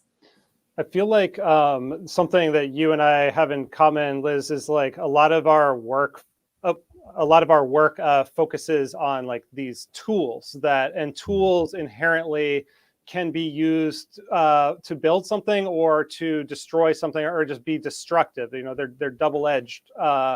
Why is that something that you find yourself returning to? Yeah, I mean, that's exactly what I write in this. Like, I mean, in its essence, an algorithm is just a tool. It can be deployed in good or bad ways. I think it's because, we see both sides of U.S. politics just very opportunistically demonize new tools and new technologies because, people don't know a lot about how they work. And so it's very easy for them to latch onto, I think, especially when it comes to like new tech tools and say like, oh, like this thing that you don't like or this thing that we say we can fix. Like if we just do this and people are like, okay, I don't really know what an algorithm is or any of these other sorts of things. Cryptocurrency is another good example. And it's easy for people to demonize. And I think that, one of the things we're obviously very drawn to at Reason across the board is poking holes in conventional wisdom that is just wrong and overly politicized. Then there's been, you've written a lot about the battles over Section 230. There's so much kind of anger from members of both the major political parties towards social media for kind of different reasons. But what do you think like libertarians bring to that debate that is different than kind of what we hear over and over from, the Ted Cruz's or Amy Klobuchar's of the world? Yeah, I think we are unique in that we have pretty much the only principled perspective on this. This is why I'm really glad for the work that I'm allowed to do on tech policy at Reason, because it seems like at most other publications, either they just sort of reflexively jump into tech panic, or they only defend the rights of tech businesses and the people who run them if they agree with their side. So like Democrats are like really happy with when Twitter is banning COVID misinformation. They're like, yeah, we're going to defend Twitter's rights. And then when Twitter is like, okay, we're going to stand up for some free speech, they're like, we were going to haul them before a congressional hearing. And you have Republicans sort of doing that in the opposite way too. And I think Reason is one of the few outlets that just sort of takes a principled defense of free speech and free markets and private enterprise when it comes to tech companies, even if they're making decisions we don't necessarily agree with. Could you talk a little bit about your journalism background? Because, you've worked a lot of different places, including, health journalism companies, AARP, the magazine for the gerontocracy, which I hopefully will be able to join if I can live a few more years. But talk. How did you get started in journalism, and how did you end up at Reason? Yeah, I was at my high school newspaper, but then I was a theater major in college. I was a playwriting major. I got out. I was going to do that, but I was like, there's no money in that, and I don't want to just work like a waitressing job while trying to make it in theater. So, maybe I can go back to journalism. I was always pretty good at it. So I got a job at a legal and financial newspaper in Columbus, Ohio. And that was actually the most amazing education because like every day I had to write about different court cases that were happening in the county or the state. And I just read a ton of decisions. And now like so much of my work still is very much informed by, I cover a lot of, legal cases. And I think I got that sort of crash course in that working at this newspaper in Ohio. Like you said, I went to grad school in DC and I was a research assistant for this guy who was a baby boomer scholar. So was a baby boomer scholar. Like he was teaching a class to millennials at the time about baby boomers. And like he wrote a book called The Greater Generation, which is like a really ballsy title. And that's about how really the baby boom is the great generation and their parents were kind of pieces of garbage. Yeah, that was his thesis. Yeah. I somehow turned that into a job working for 5 years at the AARP, which was very strange. But the AARP, the magazine, is one of the largest circulation publications on the planet, though. Yes, it is. It is. It was actually, people really talked to you when you worked at the AARP magazine, at least, which was just sort of interesting. They gave, and I realize this is a bit off topic, but fuck it. I'm one of the hosts. They had the best interview with Bob Dylan like about 5 or 10 years ago, where it was he released an album. It was the only interview they gave. And they were like, what do you think about love or something? And he was like, love is like water. It just slips through your hand. And then you wonder if it was ever there at all. It's like the darkest, bleakest interview with the greatest icon of, the baby boom. It was just wonderful stuff. But what kinds of stuff did you cover for AARP? And then how did you end up at Reason? I wanted to work at Reason back then. I was in DC and but there was never a job that was like entry level at that time. And, I was just getting started. So I switched and, I covered a lot of health stuff for AARP, and I ended up then going and working at some women's health blogs covering like nutrition and women's health issues for a few years. But I always wanted to work at Reason.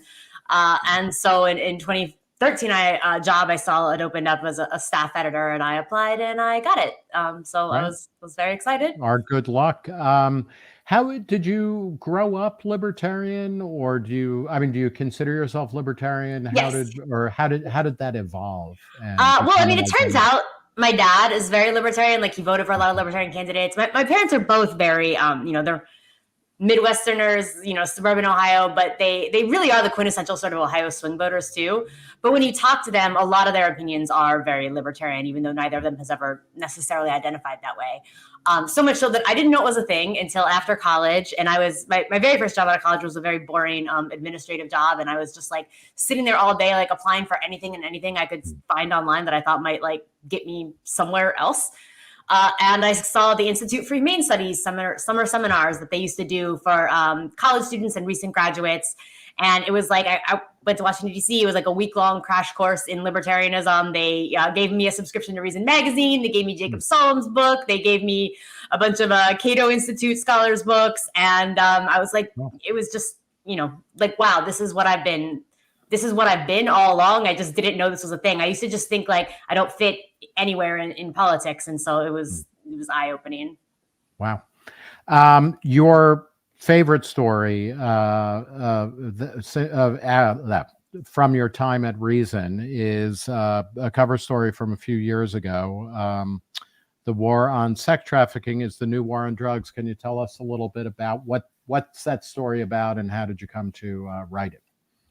Yeah, I came to write it because it was just like me and Katherine and Peter in the Reason DC office discussing how I was like, I was covering a lot of the war on sex work and how it was, being sort of portrayed as a war on sex trafficking, and how so many of the things that they were doing seemed like a lot of the things escalating in the same way that the war on drugs had escalated, in terms of, using the prospect of sex trafficking as a reason to do catch-all vice stings, as a reason to fund more federal money to local police squads and give them more equipment and do these like task forces, as a reason to, make sentences much more draconian, as a reason to pass new laws on asset forfeiture, as an excuse to do more surveillance of people overall.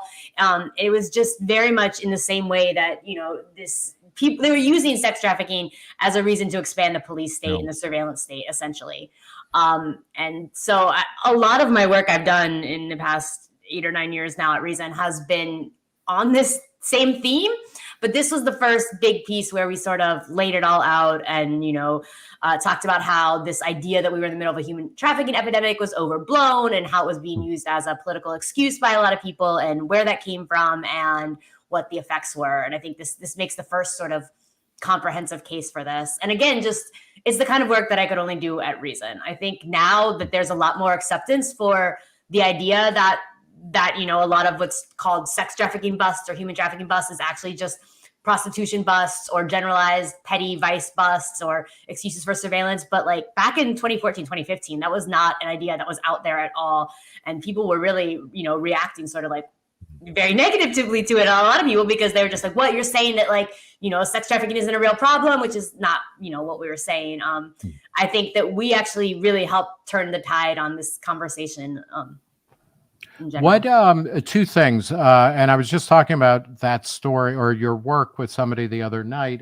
One of the things you have created a heuristic for me anytime I read a story or see something about, okay, there's a big sex trafficking bust. It's like bookmark it and then come back in a month or 2 months and see what's happened. And inevitably, the only arrests that have been made were of women for prostitution. Nothing ever gets higher beyond that. But then the other question, I guess, or and that's just a great thing. Like people should do that all the time. Just bookmark it and come back to it. But where did the hysteria over sex trafficking come from in a United States context? Because we hear about this now all the time. It is really driving a lot of internet, policy. It is driving all sorts of, kind of government policies, et cetera. And there is a cultural sense that we have never been in a situation like we are now, amidst of massive sexual trafficking of minors, of young boys, of young girls, of foreigners, of this or that, even though there's essentially no evidence, that it is an epidemic. It happens and it needs to be dealt with. But why are we stuck in this narrative loop? Yeah, there is, like you said, there is absolutely no evidence that this is, becoming more of a problem, that it's more widespread than it ever was. If anything, it's less widespread. But it was actually a really concerted effort by the same people that brought us the porn wars in the 80s and 90s. And they sort of realized that they were losing on that front. They realized that, if you look at polls back from the 90s, more and more people said, like, yes, prostitution should be legal as long as it's, safe and regulated, which is, its own thing. But, there was not as much of a puritanical anti-prostitution attitude. There was not as much of that happening anymore. And so the religious right and anti-porn feminists got together and they were like, we are going to specifically conflate all prostitution with sex trafficking or human trafficking. And in the UK, they tend to call it modern slavery. They're like, we are specifically going to, conflate these things in order to get people to turn against this. And they really, there's like documents of them sort of planning to do this.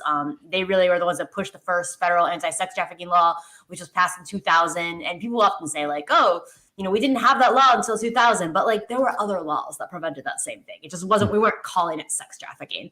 But yeah, they, the anti-porn, the coalition of anti-porn feminists and religious right got together and really worked really hard for the past several decades to specifically frame it this way and make it seem like all prostitution is, being done with children or being done through force and coercion. Sometimes the argument that you hear from decriminalization advocates is that, taking law enforcement out of it would actually help with sex trafficking, or coerced sex to the degree that it is a problem, because then, the focus is not so wide; it's more narrow on this subsection of like real abuse. Do you buy that? Is that like part of your reason for advocating decriminalization, or like what are the main reasons that you think that would be, the best way forward? Yeah, I mean, there's obviously just the first principles reason, like, adults should be able to do what they want in the privacy of their bedrooms with their own bodies, etc. I think that that's very valid. But there's also, the harm reduction element, which is that, yes, it would free up police resources, because pretty much now all of the, anti-sex trafficking resources are just going to prostitution stings. So it would free up police time and resources. It would mean that people could go to police, sex workers themselves, their customers, people in their midst could actually go to police and report, crimes. Right now, they're just afraid of being arrested themselves, so they can't. And it would just make, it would make everything safer overall. It would allow them to take more steps so that they could work together. They could work in, centralized businesses. They could screen clients better. They could do so many things that would make the industry safer for people, no matter why they were there. So it could make, things better for, people who are sex workers 100% by choice, and people who are being coerced into it, and everywhere in between. Would you talk a little bit about feminism and libertarianism? You're also one of the founders and heads of Feminists for Liberty, a group of libertarian feminists. It's a strange movement in many ways, arguably, and there's a new book out about this by Timothy Sandifer, but Ayn Rand, Rose Wilder Lane, and Isabel Patterson are kind of the three figures who kind of start what became the modern libertarian movement. Obviously, all women. The movement is, widely stereotyped and not necessarily inaccurately as, mostly male. I think that's changed a lot, certainly even in my nearly 30 years at Reason and whatnot. But what does it mean to be a libertarian feminist? And is there any contradiction there, or does it make perfect sense in a way that critics and allies may not fully appreciate? I think it makes perfect sense. I think both libertarianism and feminism are rooted in respect for the individual and treating people as individuals rather than, collective sort of representatives of their, among other things, of their sex or gender. Yeah. But obviously there are different kinds of feminism. There have always been different kinds of feminism. There have always been what we might call libertarian feminists or individualist feminists. And there have always been much more socialist and leftist feminists. I mean, there's a lot of different kinds of feminism. I think one of the things we really just want to do is point out that there have been libertarian-oriented feminists all along. This is a legitimate and important school of thought within feminism that just says, like, we have the same goals. We want, people to be treated, equally under the law and in general based on, not be treated certain ways because they're women, but we don't need the government to step in and give them special privileges. And so, I think libertarian feminism plays an important role in sort of countering a lot of what is now the mainstream feminism. But it's been here all along, especially in the 80s and 90s. There was a big movement. The Association of Libertarian Feminists existed. My favorite, Joan Kennedy Taylor, wrote a lot of good books on this. It's definitely fallen by the wayside, the libertarian feminism movement, in the past 20 years. But that's kind of one of the things we want to do, is help bring more attention to it and revive it. Are you, is this a good time to be either a libertarian or a feminist? No, I mean, it's kind of interesting. Yeah. Probably not. No, it does not seem like a particularly good time. But I mean, it's an exciting time. The world needs us libertarians more than ever right now, I think. So can I lived in Oxford, Ohio, which is about 30 miles north of Cincinnati, on and off for 20 years. So I think a lot about Ohio, both. It's kind of like a mental territory. It's the heart of it all. It used to say on its license plates. It's, Columbus, Ohio is supposedly the most representative city. Every fast food company is either based there or tries out new food and clothing and everything there. Ohio, and it is a bellwether state. It's, it's pretty purple, or it goes, blue and red and all of that kind of stuff. It's, it now has one of the most draconian abortion laws in the country. As a woman and as a mother, you have a son who is like about a year old, a little bit more than a year. I don't, how does that make you feel? Like, do you feel like now it's viscerally personal, or is it, well, the government isn't actually very good at doing anything, including restricting my sexual autonomy? What's your sense from, the heart of the country? This isn't going to sound good, but it's sort of like not real to me that I'm an Ohioan again.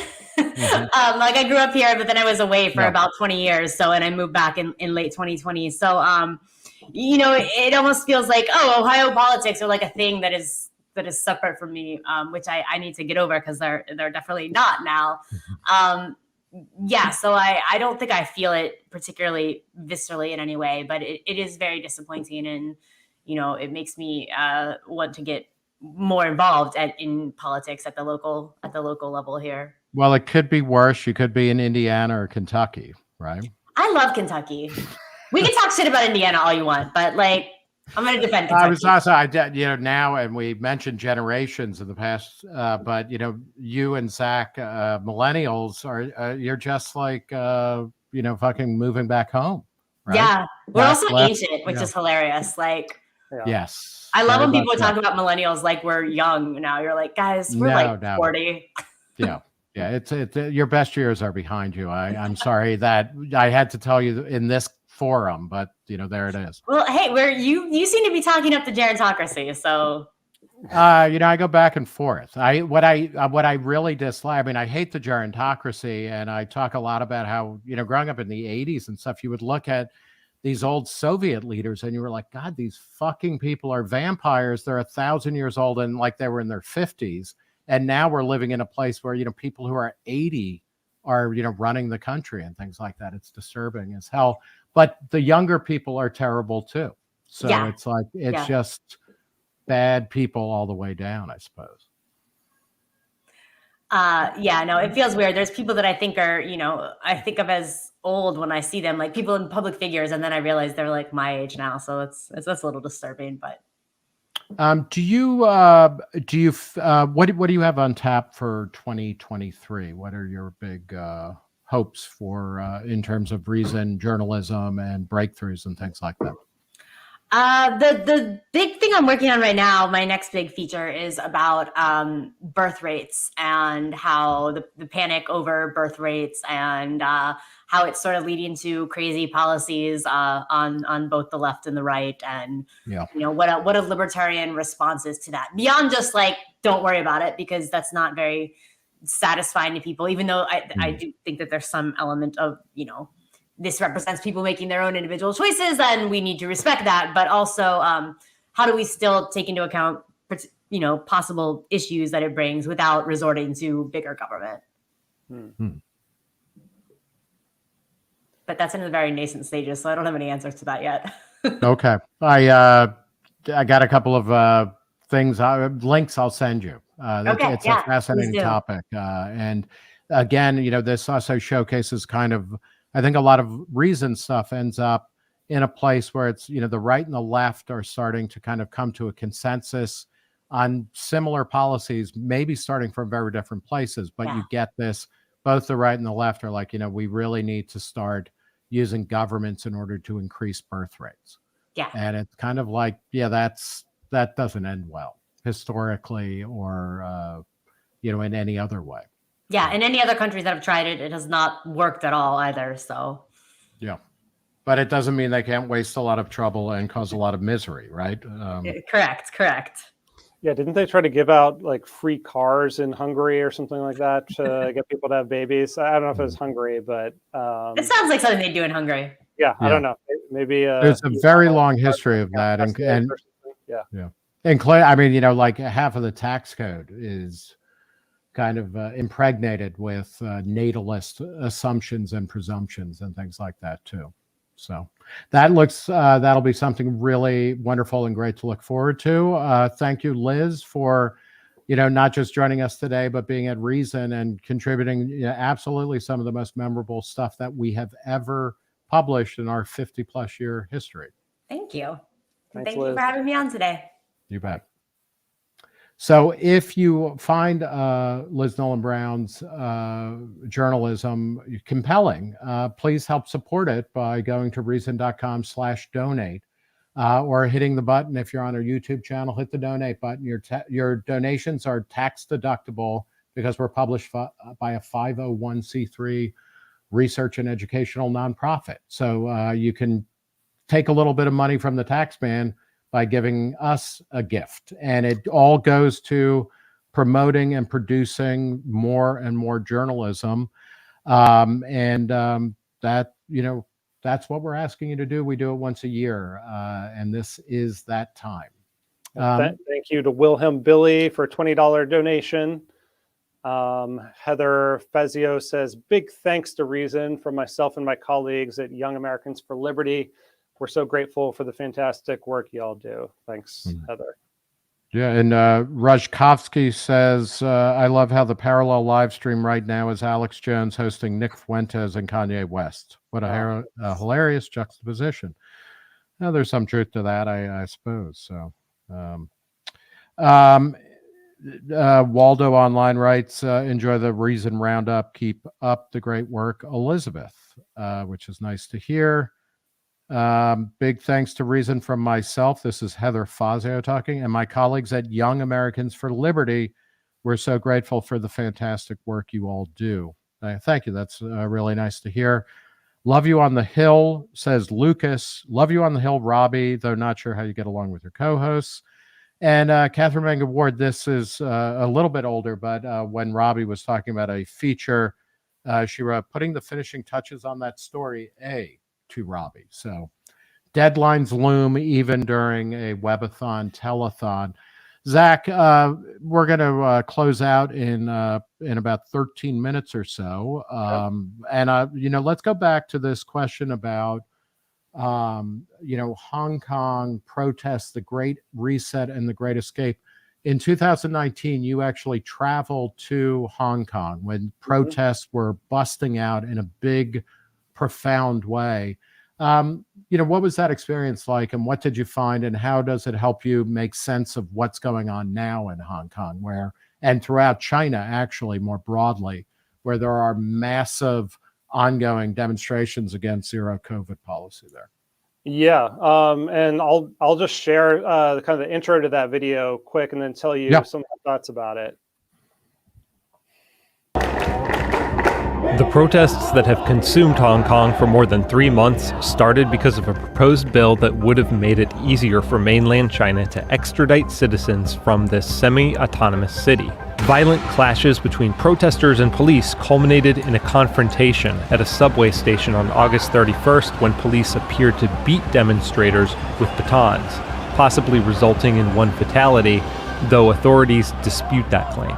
The activists, politicians, and academics we spoke with said that the protest movement has become about much more than the extradition bill, which the government has since withdrawn. It's a fight for the survival of an island of liberalism in the shadow of an increasingly authoritarian superstate with ambitions of global dominance. We are at the front line between the greatest dictatorship among human history, which is CCP, and the freedom world. And Hong Kongers, we show that we stand with the freedom world. And of course, we hope the rest of the freedom world can support us in this battle, in this war between dictatorship and freedom. Yeah. So, I mean, that experience was, life-changing for me. I picked it as, one of my favorite all-time projects, just because going there and, first of all, I like everyone else, been watching it from afar with some level of fascination. And then Reason TV's managing editor, Jim Epstein, was like, well, why don't you go? And so that's, again, a wonderful thing about working at Reason, that these opportunities to just, jump on a plane and go over and, see for yourself what's happening. And, I made it my goal because I knew that, there was lots of footage out there of the conflict, of the tear gas canisters. I just wanted to sit down and talk with people about their values and like, what is it that was motivating them to go up against a behemoth like the Chinese Communist Party, and which, at the time, of course, had started to infiltrate Hong Kong, but part of the story for me and part of what changed me throughout this experience was going there, kind of seeing Hong Kong on the precipice, and then over the following few years, seeing kind of the institutions entirely crumble and be taken over, and to see how quickly that can happen was alarming to me, especially as we had this global cataclysm happen just a year later, less than a year later. So I don't know, it just shifted the way I saw a lot of things, and I'm grateful to Reason for sending me there to allow me to document it. The material, all of those clips are in either the show notes, or you can find them at Reason TV's YouTube channel. It's spectacular work. I mean, it's both deeply disturbing and deeply inspiring. What do you think when you look at the protests that we see in China? There are similarly intense and widespread protests going on in Iran for different reasons, but do you have a sense of like, how do protests lead to change in China, or do they? Yeah, it's so hard to say. What happened to Hong Kong, which at least at the time had some liberal institutions. Yeah.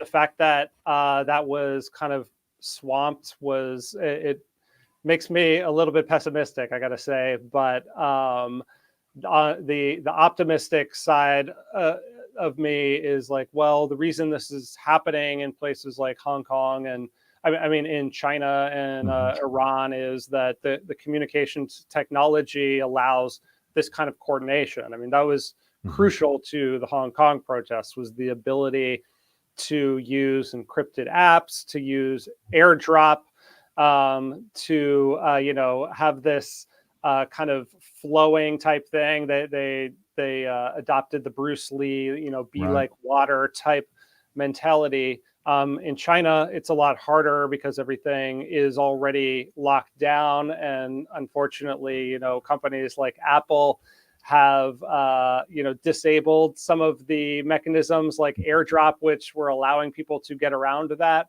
But I do believe that technology does continue to outpace in the medium to long term the kind of authoritarian impulses and means of control. Yeah, it's interesting. There's a great book from I guess it's the earlier mid 90s by Peter Huber, Manhattan Institute scholar who died a few years ago, called Orwell's Revenge, the 1984 Palimpsest. And one of the starting points was that Orwell got it wrong, and that, by imagining surveillance as flowing from the camera to the surveilled people, and in fact, historically, that, the relationship between technology and power is much more fraught, and even with surveillance equipment and whatnot, that oftentimes that equipment ends up getting turned around onto people, in a banal but a meaningful way. I've interviewed Brian Lamb over the years several times, the founder and former head of C-SPAN, and got to talk with him about, he took the surveillance camera and turned it on Congress, and like that changes things, but people are doing reverse peepholes all the time, and that changes, it kind of changes the way things operate. Do you feel, as we wind down on this Reason annual webathon telethon with our flashing lights, reminiscent of the Jerry Lewis telethon. Are you optimistic, about the next 5 years? I mean, I think most libertarians I know are very optimistic about the next 15 years or the next 50 years, but about the next 5 years, what do you think? I'm optimistic in certain regards. I mean, it was great that we started off with Katherine talking about, the advent of commercial space travel. I mean, we're seeing the thing I love about that is that it's so concrete. You can just see the rockets going up and these boosters landing themselves in a way that was never possible until a company engineered it to be that way. So I continue to be optimistic about technological steps forward in the way that's going to improve our lives. I just saw this thing with OpenAI and its chatbot and its ability to answer questions with like incredible detail. These things are just happening. You just have left and right. You just have to look for them. And also just the kind of increased ability of people to choose their own adventure in life and, live where they want, send their kids to school where they want, watch the entertainment and like customize life to their liking. I think all of that is going in a positive direction and will continue to. The macro trends like the economy and our like fiscal situation and just like the general state of our national electoral politics, I think is pretty grim and in many ways can threaten all of that. So I think it's a real mixed picture for the next. Yeah, that's that's a kind of a great thought to kind of go out on. But Reason started in 1968. Throughout its history, it's always recognized that kind of liberty or freedom or self-determination, I guess, in a less kind of ideological term.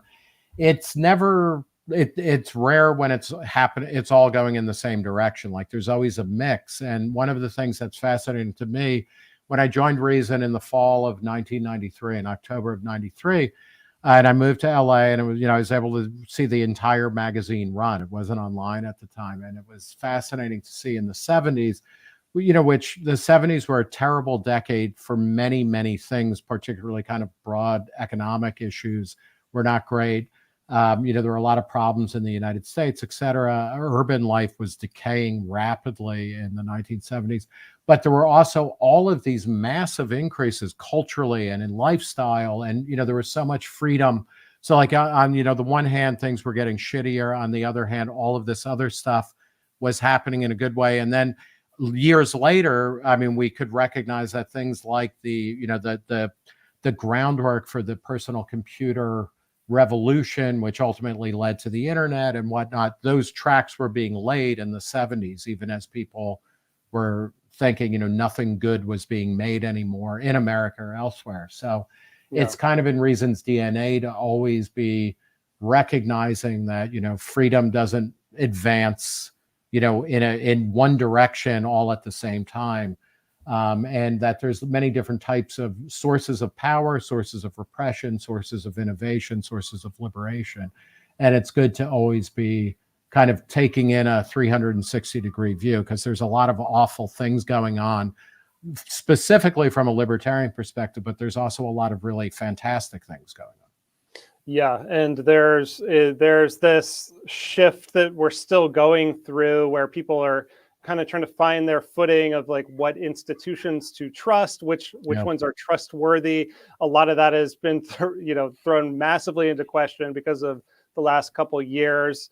I think the FTX meltdown is like a kind of interesting example of that, where this guy ensconced himself with kind of the old establishment, but he was like riding the wave of like this new technology of cryptocurrency. And unfortunately, there's going to be a lot of, anytime there's disruption, there's going to be some element of tragedy. And I'm hoping that, the work that Reason does and that we do highlighting kind of like the exciting and hopefully trustworthy institutions that both have existed for a long time and that are emerging now. And also, trying to stick to bring it full circle to the facts and, have a conversation where we can all, look at some shared set of facts, and then,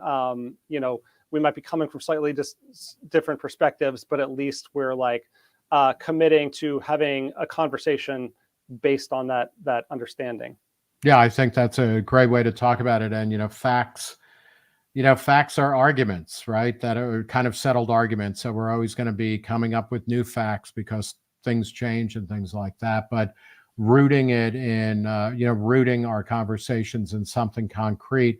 I always find it, and I don't mean this in a glib way or in a way that always works to my advantage, but, when you're arguing with people about something like, if you can agree to, like, are there a common set of facts that we will agree to, and then go from there, like, it actually is very clarifying. And sometimes there isn't, because it's either about value judgments or reality is very murky. If you like what you've seen today in this Reason live stream, please donate. Give us a tax-deductible donation at reason.com/donate. You can go there. There's a lot of different giving levels. You can give once, you can give monthly, you can give a little, you can give a lot. You can hit the donate button at YouTube. We're published by a 501c3 nonprofit. Your money goes to support our journalism, our commentary, our podcasts, our videos, our print publication, our website, all of the expenses that we incur with that. And what we give you in exchange are a number of things. One is that we do our best to produce top drawer journalism that is provocative, challenging, correct, provisional, but explores a world of free minds and free markets. What are the possibilities of that? What are the things holding us back? How do we need to redefine libertarian in a world that is constantly changing? We also act as your voice in public debates over politics, culture, and ideas. We go on other shows. We write for other publications. We make the libertarian arguments, and we try to bring that to a whole new generation of people, particularly our YouTube channel. 41% of our viewers are under the age of 35. It's really important to win the next generation over to a world of free minds and free markets, where individuals are encouraged and allowed to become who they want to be and to change who they want to be over time. These are some of the things that your donations give us. And before we wrap, I would like to thank one more time the $1,000 anonymous donor who we mentioned earlier. Thank you so much for that. And also Harry Katakalides, and I apologize for butchering your name, but you coughed up $406, which is incredibly generous and will help us, as will all of your donations. Zach, do you have any final thoughts? I just want to echo that and say thank you to everybody who supports our work here. I hope that the stream has given you a sense of, what that support goes towards, the vision that you are helping to put out there, and the journalism that the serious journalism that looks at liberty both here in America and across the world, and tries to engage with the most important issues from a libertarian perspective. Thank you for enabling that. All right. Well, this concludes our first ever telethon, webathon. I want to thank all of our Reason staffers who participated, and all of you who watched, and Zach, especially you for co-hosting. It's always, our Thursdays are always a highlight of my week, and I hope they are of yours too. The same. Thanks, Nick. Okay.